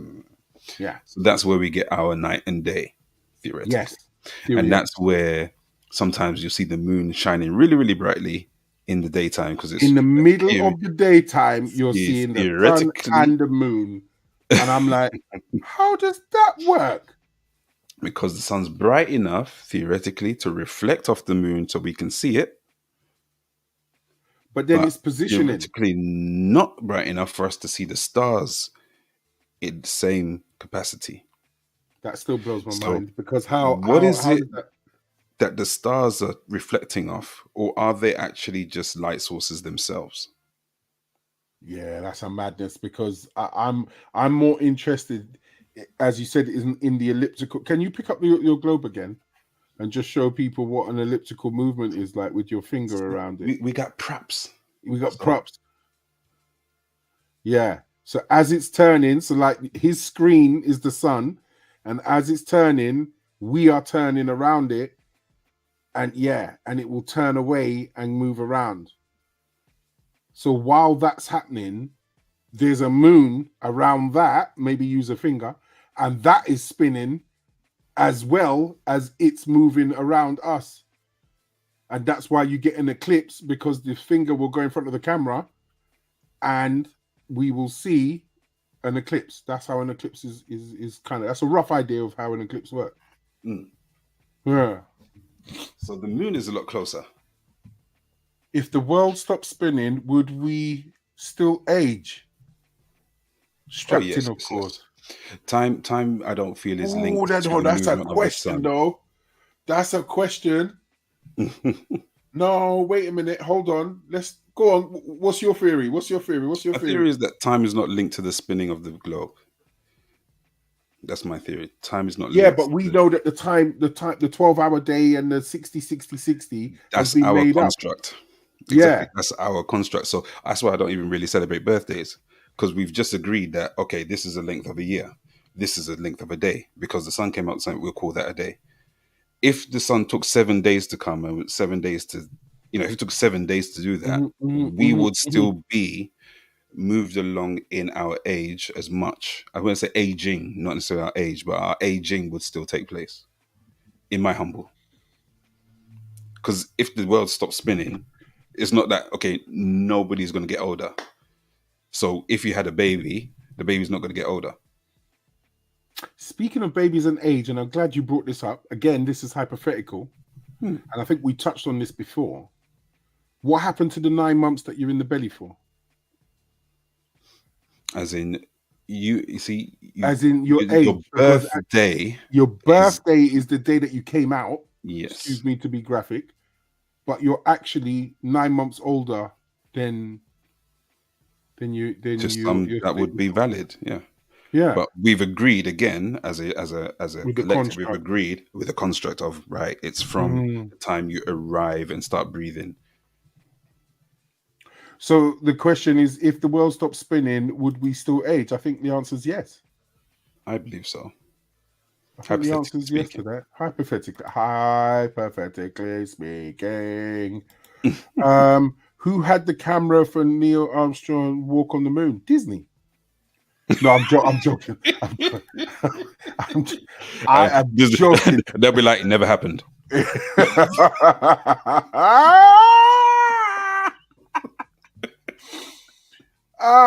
Don't. He walked down the ladder and it was filmed. Oh my God. What have we got here? Scientists have confirmed that the Earth's core is now moving backwards and it has been slowing for decades. Ooh. The Earth's core is moving backwards, which is interesting. So it's creating a counter force to the actual movement of the Earth, is what we're saying. Oh my so God! It's like a can't even think of what the. No, I know what you're saying. You're like a spinning top, but then inside the spinning top, there's another spinning top, but going the other way. Yeah. Would that cause a counter force to slow down the spinning of the Earth? But then, that's like applying a brake on an aeroplane wheel by using another wheel going the other way and trying to slow it down. Yeah. But then I'm thinking, what does that have an effect on? Does that have an effect on the gravitational force? Because it's slowing down. Because maybe the way that it's speeding, the speed that is going that's faster than airplanes, is creating this a force that is somehow magnetizing us to the surface of the surface. That's why we might feel more drained and more pulled, because or heavier. Ooh. Hypothetically. Hypothetically. Is this why the days and weeks and months seem to be going faster? Ooh, now that's the quickening. That's part of the quickening. So maybe I do believe so, because I couldn't believe when someone told me, "Oh, it's carnival." I was like, "Huh? What? Carnival's in 2 weeks' time." I went, "What?" And like we said last week, 3 paychecks till Christmas. What? How does that work out? Mhm. This year's absolutely flown. I had to keep on setting the time in my car. No. Now that Now is I would quite actually take a interesting. picture. I would take a picture of that to know how much your phone, which is set by yeah, and your car, which is it runs off its own battery, what the time difference is. Because I would like to see someone's kinetic watch as well, because watches were made exactly one of those. I would like to see one of those in that kind of experiment, because once upon a time we had to go zzz, zzz, zzz, zzz, zzz, zzz, and then wait for the woman to tell us the time sponsored by Accurus will be 22, 26 and 30 I think you can seconds. still ring up now. You can still ring 123 now, but you're obviously digitized now. I got rid of the car, but it was lagging by about 3 minutes.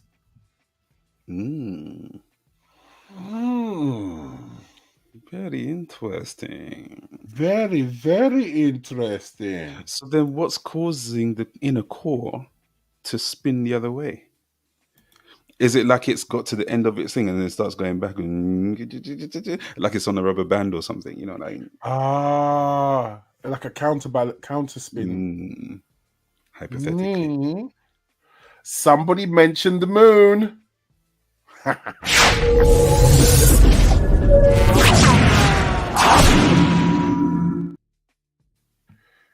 Shall we? Shall we? Real SoundCheck podcast. Myself, Dave Knight, and Mr. Butch Cassidy, talking about hypothetical conspiracy theories. As we understand it, might be out of reach because there's allegedly an invisible barrier surrounding our globe called the firmament. And beyond this firmament, water. Yes, you heard that right. There are documents that supposedly provide evidence for this. The government reportedly launched rockets into the atmosphere to test reactions. But here's the kicker. Some theories suggest it was all an attempt to crack this so-called firmament. And get this, the program was called Operation Fishbowl. You can find proof of that online. Isn't that insane? The theory goes even further, suggesting that when you look at stars, they seem to shine through a liquid-like substance, whether with the naked eye or through a camera. People have come forward with these claims. Several individuals have identified rockets launched into the sky, hitting an invisible ceiling, and then curving across, as if there's a barrier up there. This is the biggest cover-up in human history. Oh, sorry, that was another one towards the firm. I've just realized something. Go ahead. On that, and again, this is another probably a trick of the mind. It'll be interesting to know, did anybody recognize the voice until it started again? So just having that slight image at the beginning programs your mind to believe and continue in that person's guise. You adjust your hearing to make it that where it isn't actually that. Because that wasn't his actual voice. Exactly. I want to hear Torskin. I want to hear more about the forbidden side of the globe. Why are you laughing? What did I mean? You probably didn't hear what you said. What, his name? No. On the replay, everyone, come to this part. Hear what he just said. And then, I'm not even going to say comment what he said, but just to do a, I heard it. Just comment, I heard it, if you heard what I heard, which was not quite what was on the screen. But anyway, continue. I said Thorstein. I said it. Leave me alone. And that person's name is a trick. Very clever. Must be a dummy account. I want to hear more about the forbidden side of the globe. What's the forbidden? What is that? What's all that? Well, there is a theoretically, that once you get to a certain part of Antarctica, there's a gap. And if you manage to get through the gap, Melissa, sorry, is that what I said?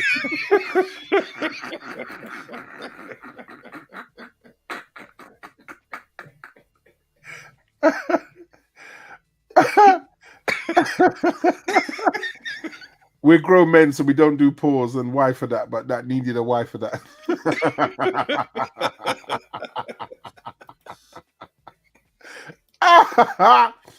Yeah, sorry. There's a what? Go ahead. Yeah, apparently there's a gap, and if you get through the gap, there's a whole nother section of world that we are just not allowed to know about. I saw a picture that represents that. Sometime in the early mornings, thank you, Karen. Hold on, let's read this. Sometimes in the early mornings, when it's still dark outside, there's a static light shining in the sky. It's not a star, and it's not an aeroplane, and I wonder what it could be. Satellite. There's actually a website when you can say when the space station's over your head. There's actually a website that will let you know when the thingy, the what's it called, the something space station, and it moves around. But small, the the all-seeing satellites, the ones that with the big cameras on. Mm. And my man's Mr. Electronic Cars satellites. Yeah. Starlink. Yeah, or Starlink satellites. They're all there. You can see them all flashing, and they flash like they're aeroplanes. So while they're in their motion of moving, you'll see the two lights flashing and go, "Oh, it's a plane," but it's not. It's a satellite with a massive camera on, and you go, "Oh, look, it's moving fast." It's not. It's not. It's a satellite looking down on us from above. I forget to change my account before coming on. My bad, boys. Oh, okay. So who is that originally then? Oh, okay.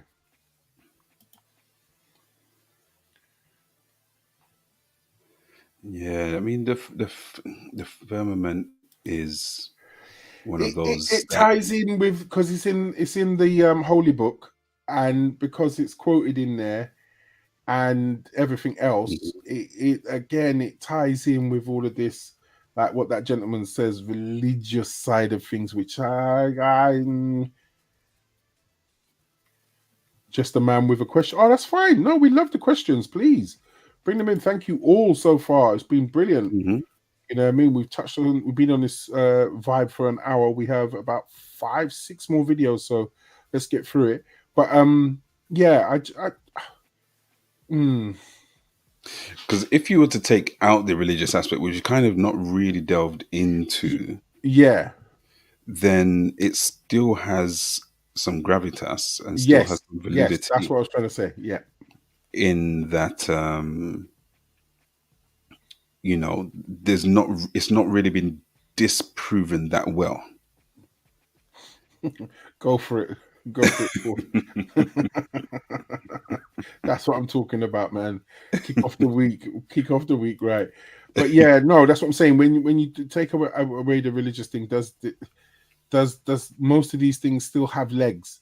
And if they do, especially with the rough hypothetical understanding that there could be evidence that the Earth is flat, you know what I mean? And then also, as I said, the light refracting is just simple physics. Mm-hmm. It's simple. You could do it yourself. Mm-hmm. Get a torch, get a prism, put a light on it, and it will refract the light in a right angle.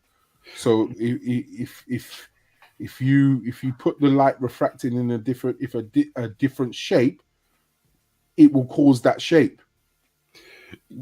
Something that has just kind of occurred, which is slightly connected, in terms of refracting. Oh, Shania, don't. Sorry, go on. Refracting, go on. You know, when you take a magnifying glass, yes, it amplifies light rays, yes. Yeah, but it also creates heat in that pinpoint there. Yes. So the theory is that you go past a certain point, it's very, very cold. Yes. So if it's very, very cold there, what happened to the sun? And that's probably to do with the molecules in the air and things like that, or vacuum or whatever it might be. But somehow when it reaches the Dome. The dome, the firmament, or the atmosphere, or the thing around it. It then gets amplified to the point whereby we can feel heat. Yes. But the sun's however many million miles away. Yes. That we can see and feel. Yes. But yet, if we were to go in between, we won't be able to feel it. It'll be too cold. But we're still in between where we can feel the heat and the blazingness of the sun.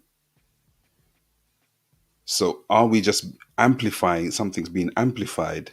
And if it is being amplified, what is it that's amplifying What it? is it being amplified? Is it just air? Is it just layers of air? Or is it a... You should have said we're in a microwave, Tarati. Don't do that, man. Don't do that. Don't do that. Don't do that. Hypothetically. Yeah, no, I see you. We've had some brilliant comments. I swear this one's gonna make me laugh. Shania on maps. When you try the measurement to get a measurement of the Antarctic and you draw the radius, it won't calculate it. Although it does for other land masses. Ooh.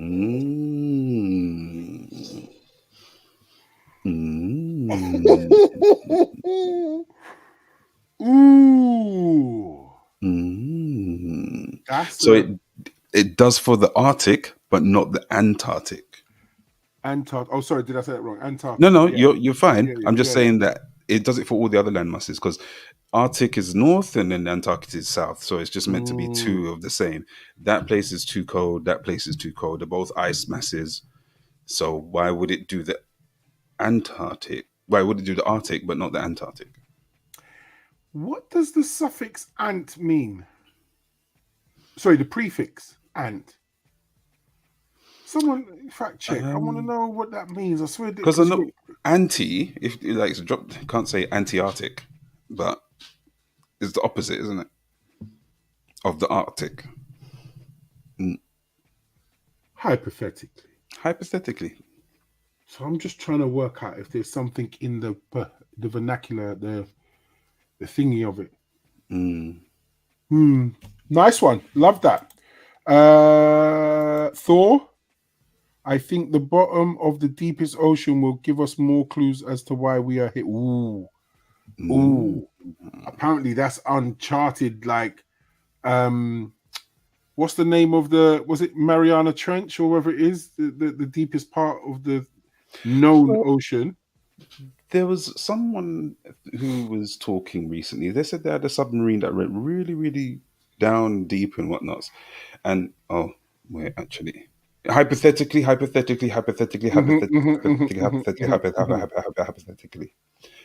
went really, really far down and then got to a lake. And when they tried to submerge into that, they bounced off of it. Hypothetically. So, and I've also heard now that people have found land masses somewhere below as well, hypothetically. So, well, if you have a basic understanding that the channel between here and France was land loads of years ago, because the sea mass was lower, hypothetically.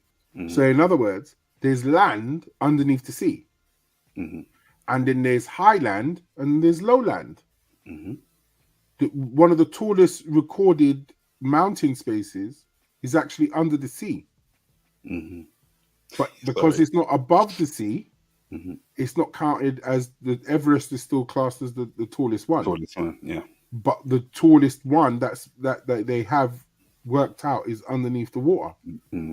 So then that brings up the whole notion of Atlantis, hypothetically.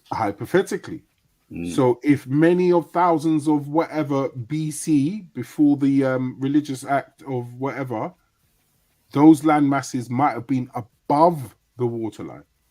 Which then ties into the biblical theory of the flood. Oh, it does, doesn't it? Hypothetically.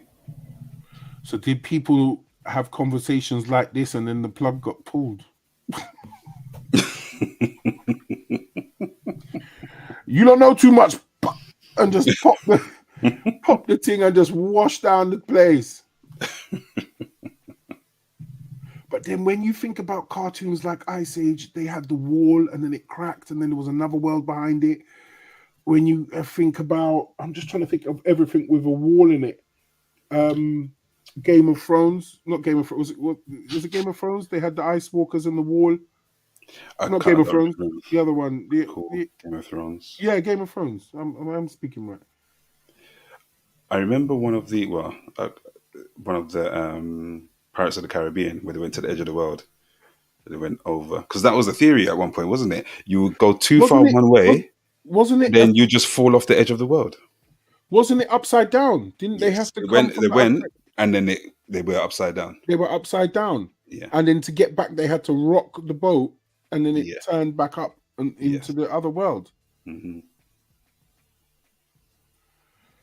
Theoretically, hypothetically, but again, you know, if you take a ship and go one way, they thought that you would just get to the end of the world and you fall off, like some Truman Show stuff. Mm-hmm. Mm-hmm. Speaking of the Truman Show, flat Earth dome.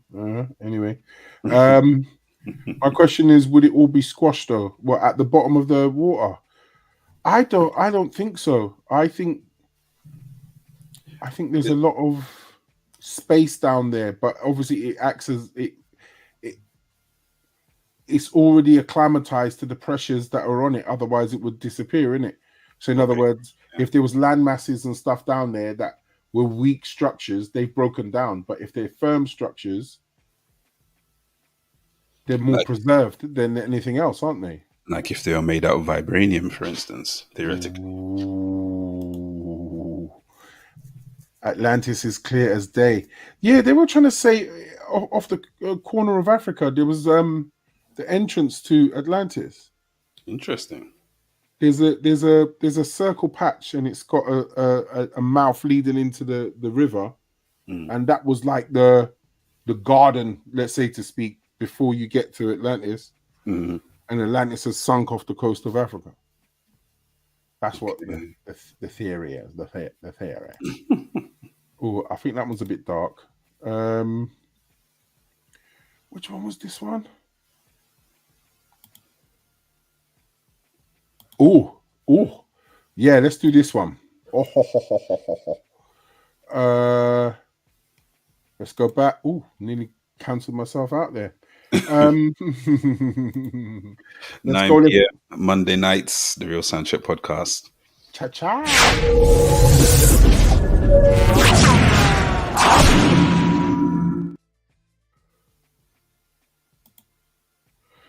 Did you know Skynet exists? Let's find out. The Skynet is this massive surveillance program. Is it cool, Skynet? Yeah, it's ridiculous. So in certain places of China right now, if you want to board a metro, you have to run a biometric. They evaluate whether or not you've been talking shit about the government online, and they'll drop your social credit score. If you have a poor social credit score, you want to get into your apartment, it says access denied. They don't even let you into your own home. It's getting really crazy. They have facial recognition cameras in every sidewalk. And what they do is if you jaywalk when the light is red, it'll scan your face and it'll deduct money automatically from your bank account. It gets so crazy that in certain places of Shanghai, you want to walk on the sidewalk, you're only allowed to walk in one direction. If you walk in the opposite direction, they scan your face, deduct money from your bank account. And if you don't have money in your bank account, social credit score gets removed. You go to China right now, you start talking a little bit about what's... Really? Yeah, not too sure. Not too sure about this one. I've seen, and this is not hypothetical, I've seen 2 videos. I don't know how real they are, but I've heard that system, the social credit score system, is in place in some parts of Asia, where you have to be a good citizen and do your duties, and if you don't, you have to go to the center of jobs, get your credits, and you can only use those credits in certain stores. And like they say, if you turn up late or whatever, you lose credits. And you don't get as much to eat. or you get, like he said, banished from the store. Like you're not allowed to shop in that store. If you do, like as he said, speak against the government, do certain things, then you'll get blocked, like he said, from entering social things. That you can't go to the library, you can't go to this, you can't do that.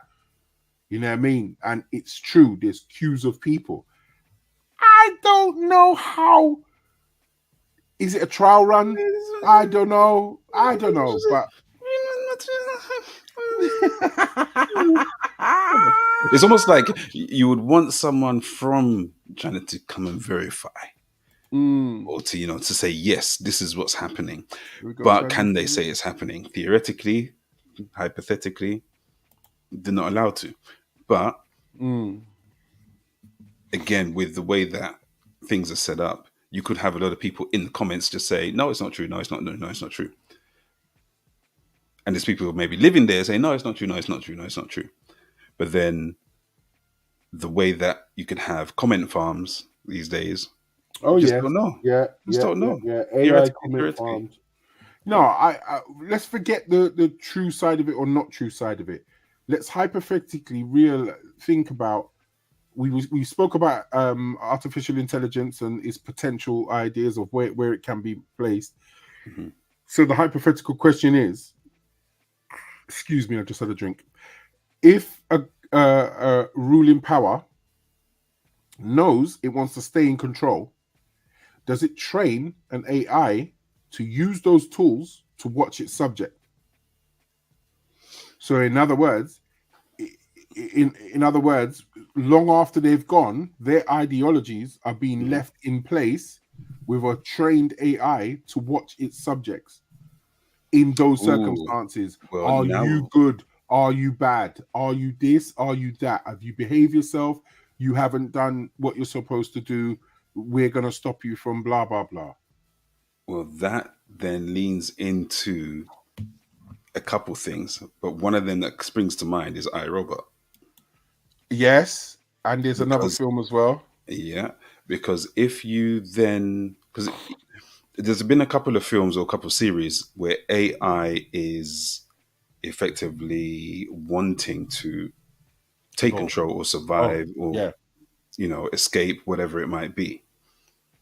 And if you've given AI instructions, and AI then has autonomy over the instructions, because if this person who wants to make sure that their ideologies stick around, they're going to give AI the autonomy to make sure that it stays in place. Then if AI deems that we are not keeping to what the ideology is, it will then start taking the steps to make sure that we just stay in line. Skynet, the whole story of Terminator. So psychologically, in terms of the credit score thing, everybody likes to get a good score, generally.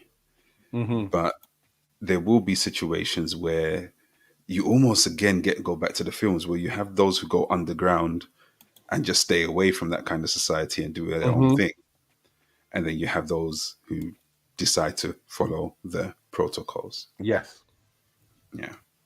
And those episodes of Black Mirror, the crazy thing about Black Mirror is that they're practically all of them written by the same guy. Yeah.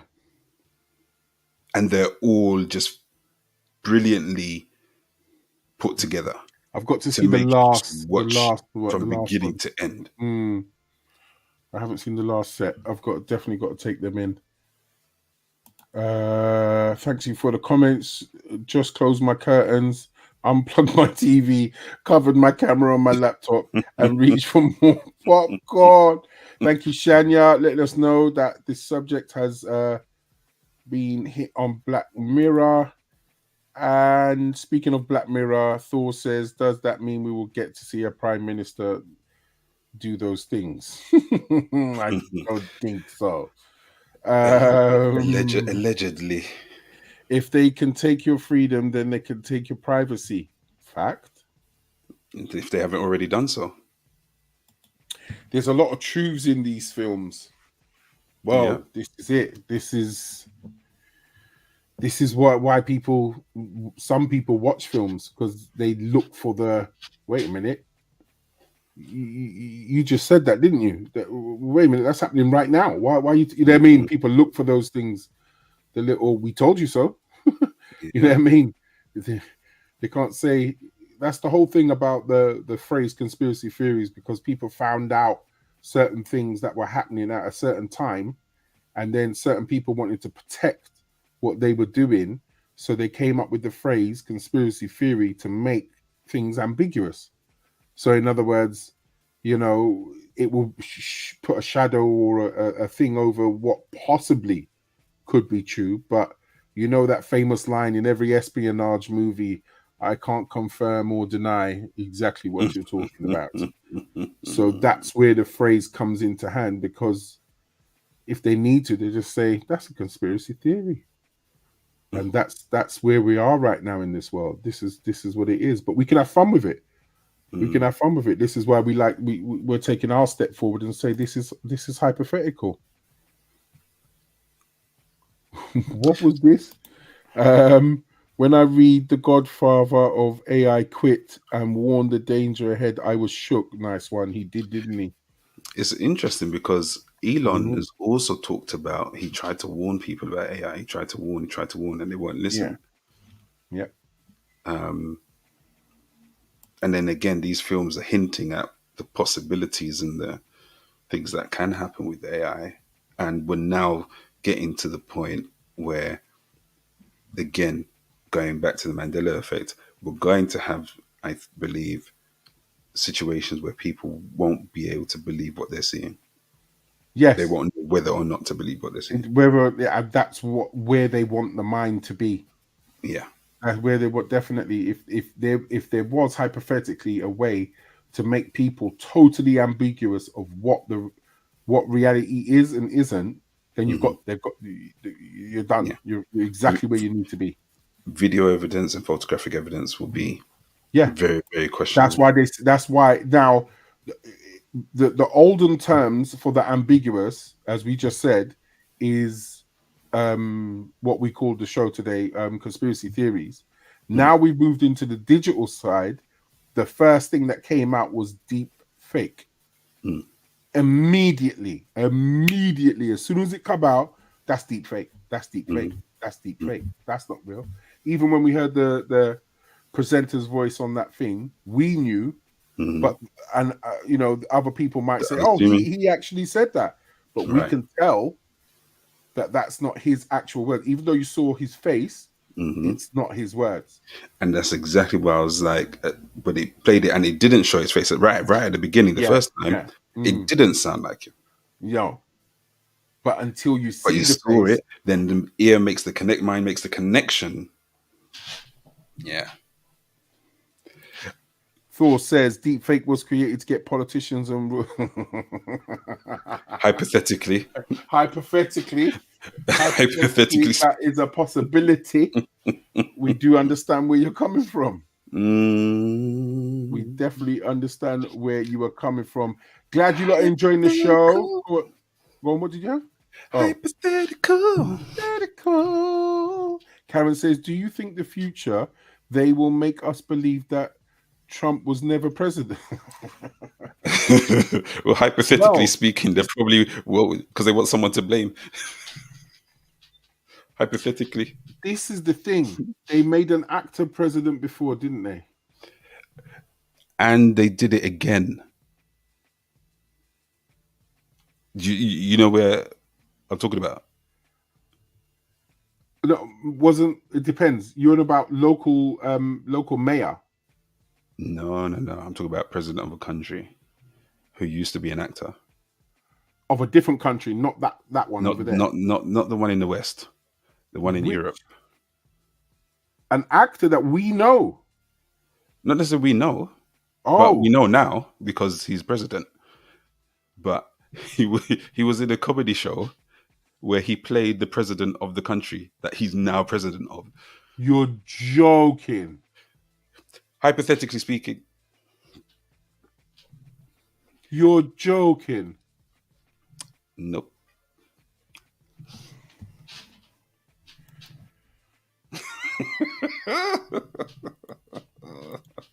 Karen James, yeah, well done. That's who we're talking about.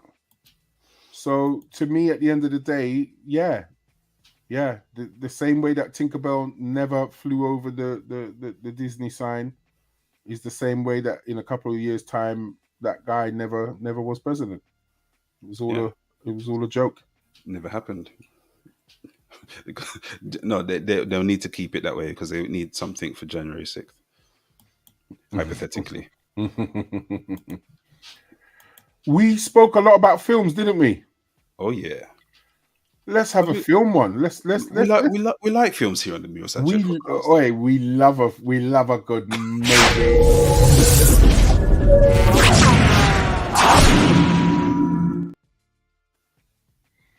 Let's go with this one.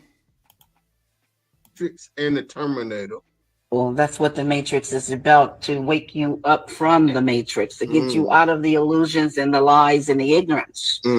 So it's not dangerous for me because that's my job. That's what I came here to do.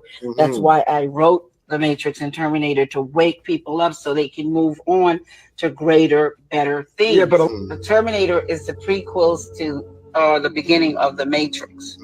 Sarah Connor is actually Neo's mother. So JC, John Connors, Jesus Christ, grows up to be Neo, one and the same in the Matrix.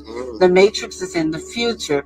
The Terminator is the past. It's time travel, past, present, and future time travel. It's the second coming of the Christ, the evolutions of consciousness, man versus the machine. So the machines, the Terminator machines, hear that a child is going to be born that's going to terminate them in the future when they oppress man. Because see, it's a man versus the machine. It's God's children versus man's children, which was technology. Could this be true? You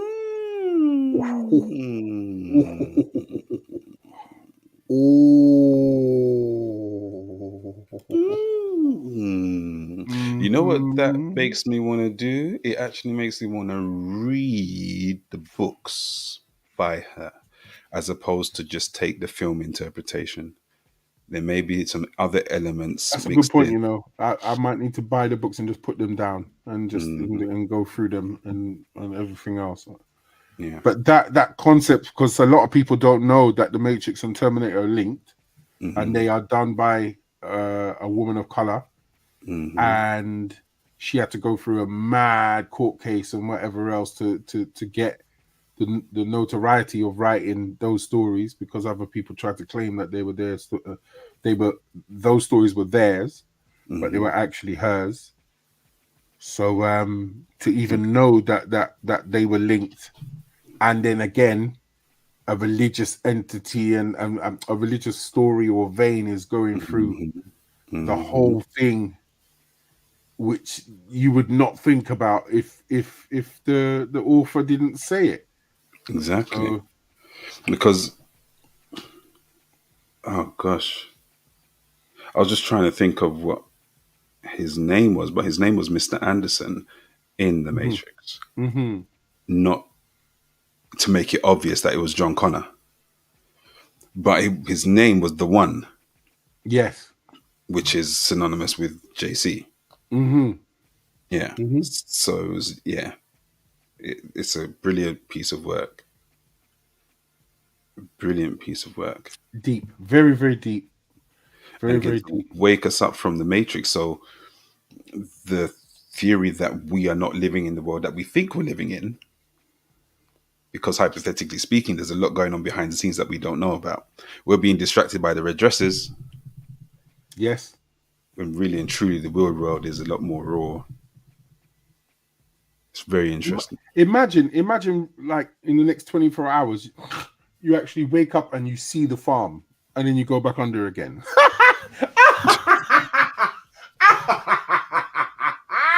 Sorry. That would be a mine F. That would be a mine F. Like, we caused a glitch just by talking about it, and you actually wake up with this thing in your mouth, and you actually see the farm, and then they put you back to sleep again. And make you go back in. Listen, the amount of times I've had the deja vu, and this is exposing a little bit of something, is I sometimes have this No, I'm not even going to say it. We're in the Hypothetical podcast. This is the Real SoundCheck podcast. How you doing? Good evening to Arsenal Diva. How you What's doing? going on? Last minute, Oh, man. you know what you've missed, Diva? You've missed a lot of hypothetical talk here. Oh, you've missed some beautiful comments, lovely interaction. But it's always good to have you here. Thank you for turning up. Yes, indeed. What we've done, Skynet, we've done that. I don't think I want to do that one. That one's a bit deep. Ooh, that one's a bit dark. That one. Let's do something that might just have a little thing. Be careful what you're drinking. That's all I'm going to say.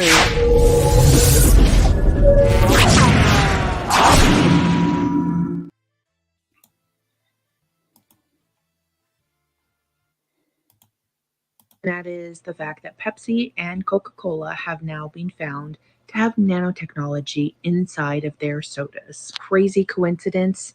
Just so happens that Bill Gates had signed a $1.1 billion 5-year AI contract with Coca-Cola. What the hell does Microsoft have anything to do with Coca-Cola? And you might be saying, oh, everybody's going, AI these days. And no. This has to do with nanotechnology that is permeating the blood-brain barrier, and I'm going to show you. Here it is, the fluorescent nanoparticle studies present in Coca-Cola and Pepsi-Cola, and I'm going to show you why you never want to touch this stuff again. So the biodistribution study in major organs indicated that the nanoparticles were easily accumulated in the digestive system, and they were also able to cross the blood-brain barrier and disperse in the brain. So what's crazy about this whole situation is it feels like I've heard it before.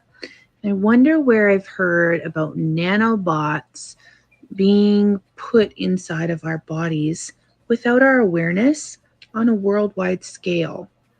I wonder where I've heard that before. So I found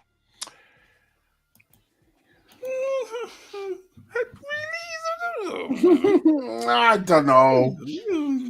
I nanotechnology inside liquids going into the body to do what? But I don't drink Coke anyway. Yeah. Well, this is it. But I then tend it's not to. everything. It's everything underneath the brand because they're going to catch you anyway, isn't it? With Dasani water. So let's be hypothetical about this. That person said that tech guy is getting in bed via AI with a drinks company. Sorry, go on. Let's just speak about that bit. Okay. In the last how many years that we've known him to be alive, he hasn't done that. But why is he doing it now?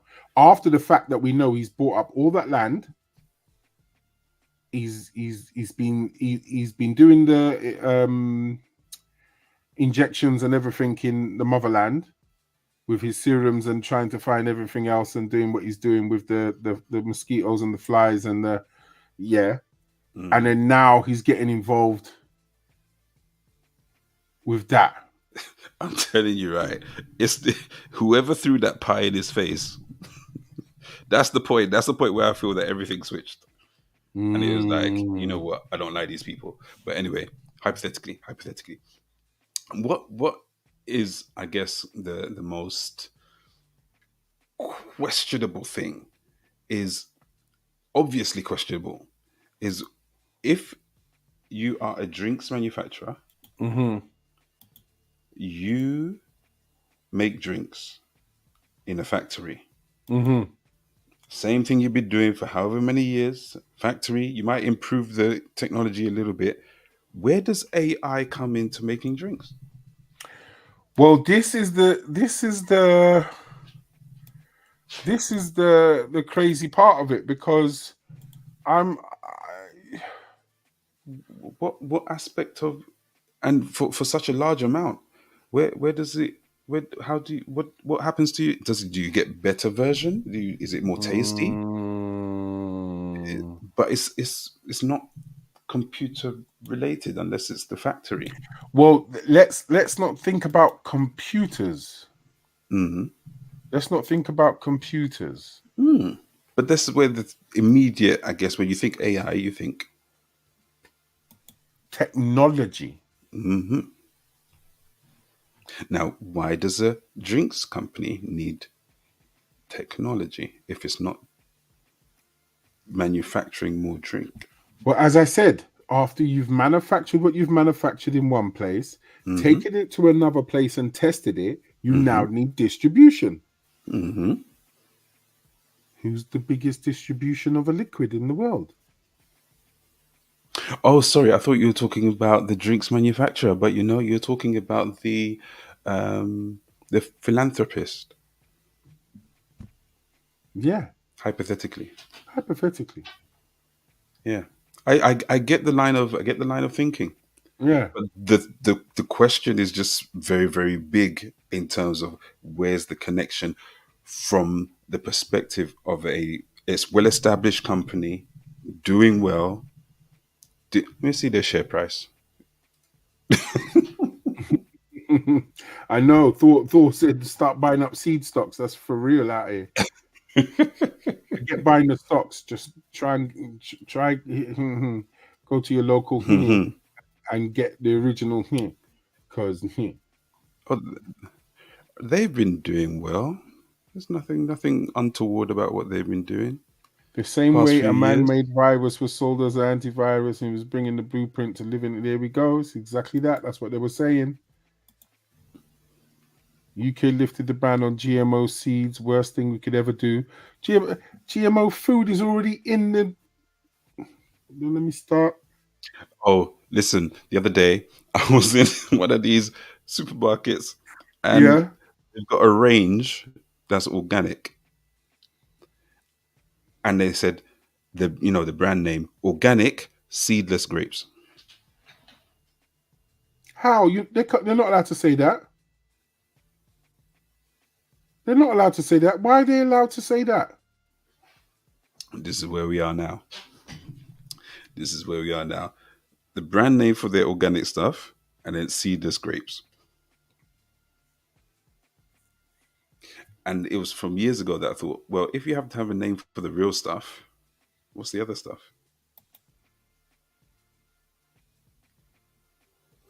They have lifted the ban on lab-grown meat. Oh, God.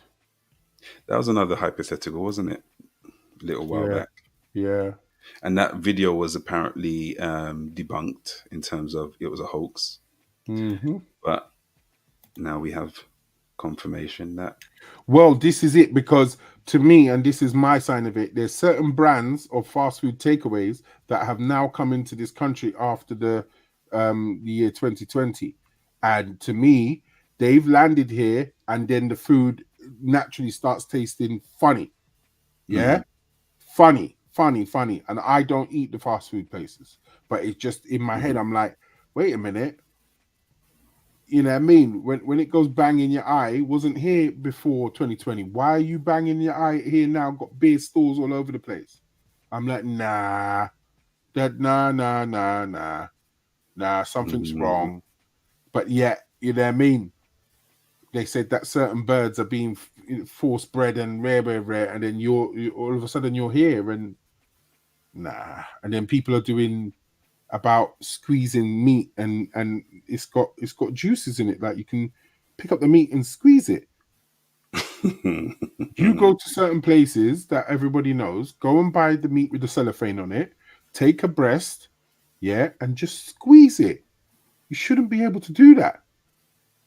I think I've seen some places where they inject the fish and it inflates. Yes.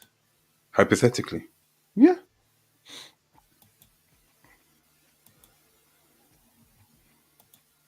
They need fastened cells to grow meat quickly, which is in the... Yeah. Sold everything to be seedless. Is the full mercy of them. And that's the way it's going. That is the way it's going, man. Yeah. So if it's not organic, you just know that your bread is not organic either, because it's got stuff from a very far place where there's a social credit score. Well, this is it. Apparently. Thank you for staying over time with us. We do not want to keep you any longer than we have. We're going to do two more, and then we are out the door. You lot have been absolutely brilliant. Here it comes.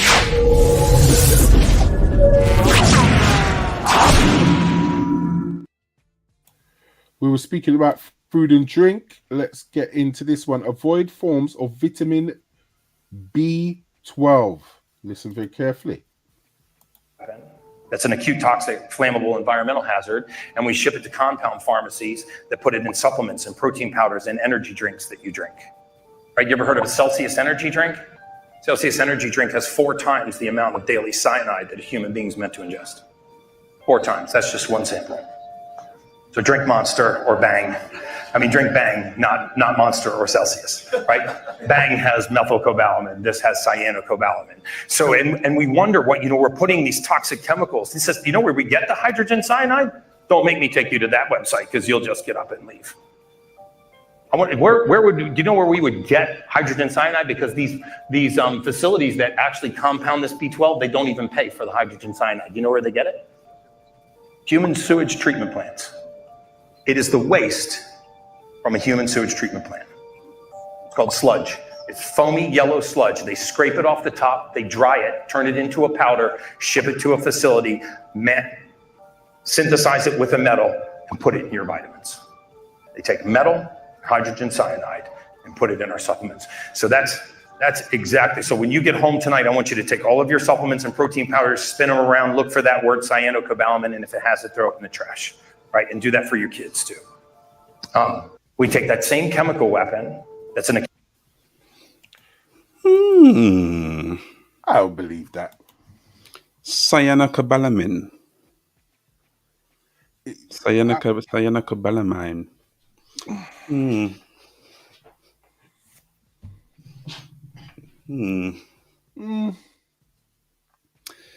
Well, the thing about supplements for me is, where are they getting it from? I've got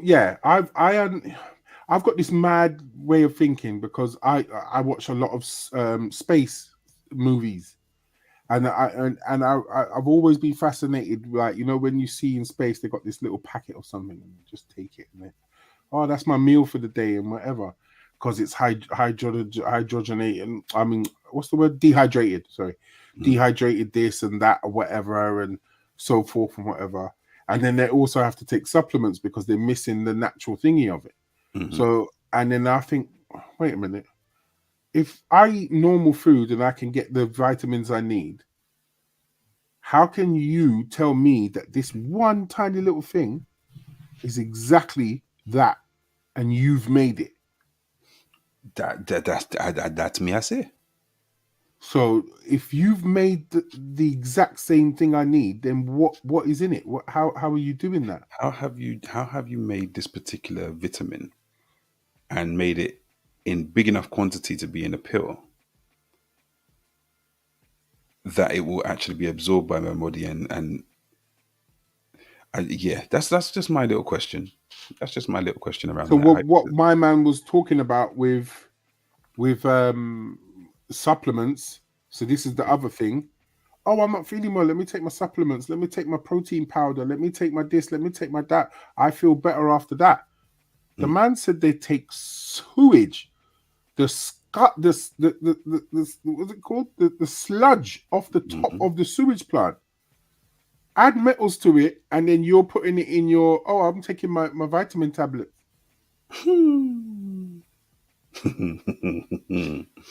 Yes, very, very, very, very, very interesting. Very, very interesting. I don't know, other than the food itself. You know what I really wanted to do at one point in life? I wanted to be like the golden child, where you just take a leaf and you just eat that leaf and you're good. And just eat the one leaf and you're calm for hours.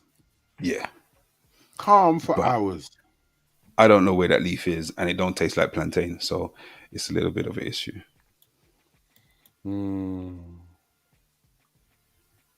I think between the L-cytamine for the hair and the hydro, whatever it's called, the glycer, whatever he called it.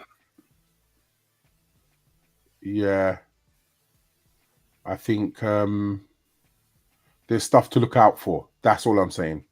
There's definitely stuff to look out for. I haven't been a energy drinker, but the supplement side of things, excuse me, the supplement side of things is very scary because I have family members that believe in that stuff.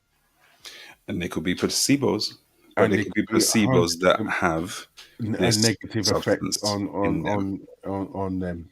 Yeah, which is really, really, really, really sad.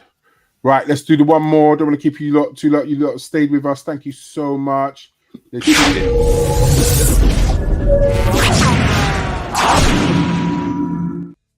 Yeah, Real SoundCheck podcast. No, not that one. That one. Oh, have I? Let me There we go. Hold on. Is actually our real New Year's. In case you're new here, there are actually 13 months in a year, with each month consisting of 28 days. The calendar we use today has, for some reason, been altered to create these uneven months and has completely thrown us out of rhythm. Before our new calendar, we would follow the 28-day moon cycle. Just think about it. It makes perfect sense. If every month had 28 days, the month would always start on a Monday and end on a Sunday. You can't tell me that doesn't make more sense than it beginning and ending on a random day. Even when we look at the meanings of the names of each month, they tell us how wrong the current calendar is. April 1st, or April Fools, is actually symbolic to us, being fooled into thinking that January 1st is really the new year. We are connected to nature in more ways than you can believe. And when we follow nature, it shows us that the real new year is in spring. What's significant about spring? Well, it's when the earth comes alive again. The flowers, the trees, and even the grass begin to blossom and grow back. It's a sign of a reset. So why have we been told otherwise? Well, that's for you to decipher. Did you know that April Fool's is actually our...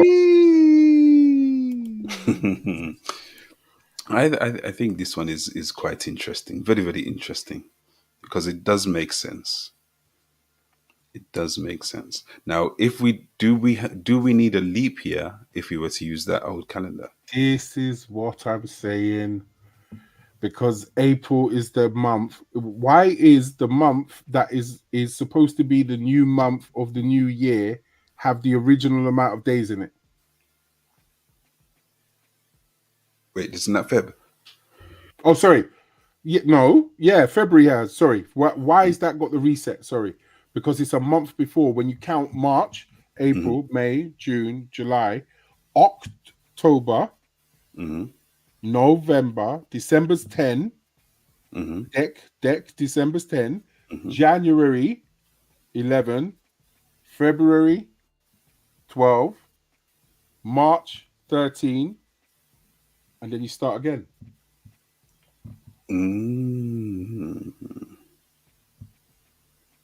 So the end of March, if you take all of those extra 31 days and put it back together, the end of March, start of April, which will give you the 13th month, will work out. And that's what I was trying. When I watched that, I was trying to work it out.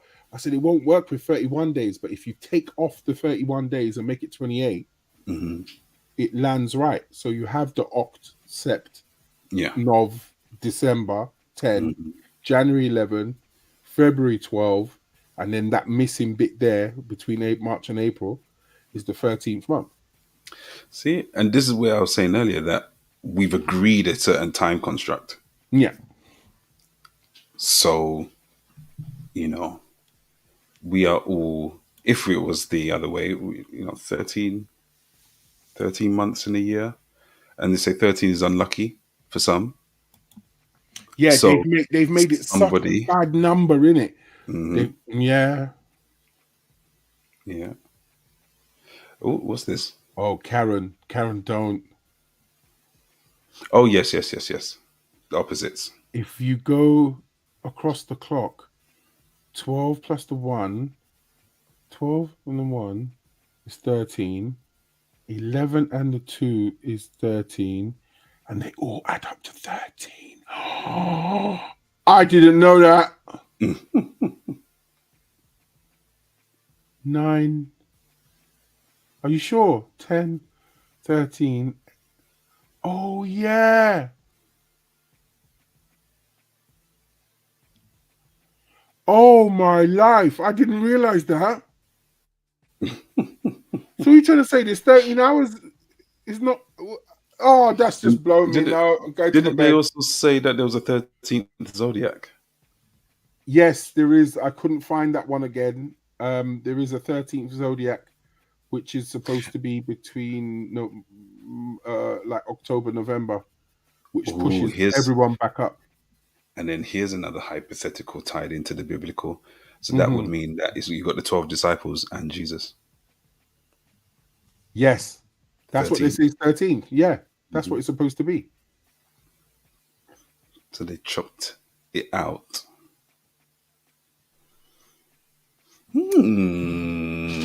I've absolutely loved this show today. I think it's been brilliant. Brilliant, absolutely brilliant. Thank you all for joining us on our hypothetical journey. We're on our way to 100 shows. We will definitely be doing another hypothetical. We don't know what the subject will be. It could be another conspiracy theory one. But if you have any ideas of a hypothetical subject, hit us up in the email, therealsoundcheckpod@gmail.com. And don't forget to look out for the 90th show where we'll have the big 90s quiz. So get ready to climb up the charts for that. And remember to share and like and subscribe if you haven't done so already. Or you know what Karen James has just mentioned, the film of the year. The film of the... Oh, I still haven't seen this. Well, let's think about the 12 disciples, the book of Clarence. Well, what happens in there? Is he the 13th disciple? What happened? Oh, that's interesting as well. Hypothetical.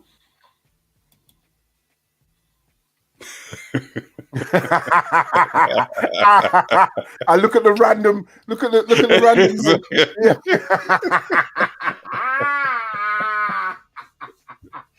That's why we said hypothetical, because I don't believe none of it. It's all rubbish. It's all rubbish. Poppycock, just to get people scared. I don't give a damn. I don't care about it. It's rubbish. All rubbish. Don't care. Not really bothered. It's just amazing that a lot of people have time to make videos about such stupid rubbish. It's all so hypothetical. It's all hypothetical. It's not real. It's like, really? Oh, the earth is not that real. Wake up, man. So even if they are listening, what are they going to do? What are we spreading? Are we spreading lies? We don't care. Because it's not real. The hypothetical episode of the Real Soundcheck podcast. Monday nights, 9 p.m. Tune in next time for more, which it might be a hypothetical show. It might not. But don't forget, like I said, the 90th episode is definitely going to be the big 90s quiz. Get ready. Like and share. Get ready. Get your peoples involved. Again, we do appreciate. Oh, we got another one here.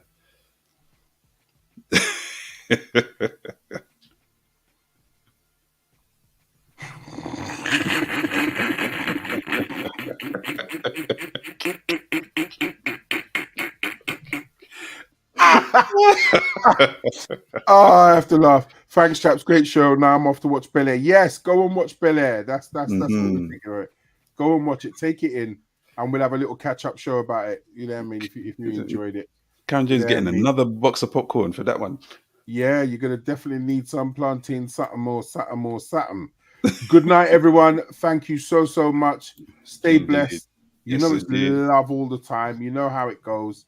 Let me find a nice rhythm to go out to. Let's do it like this. Yeah. Bye. You're safe, people.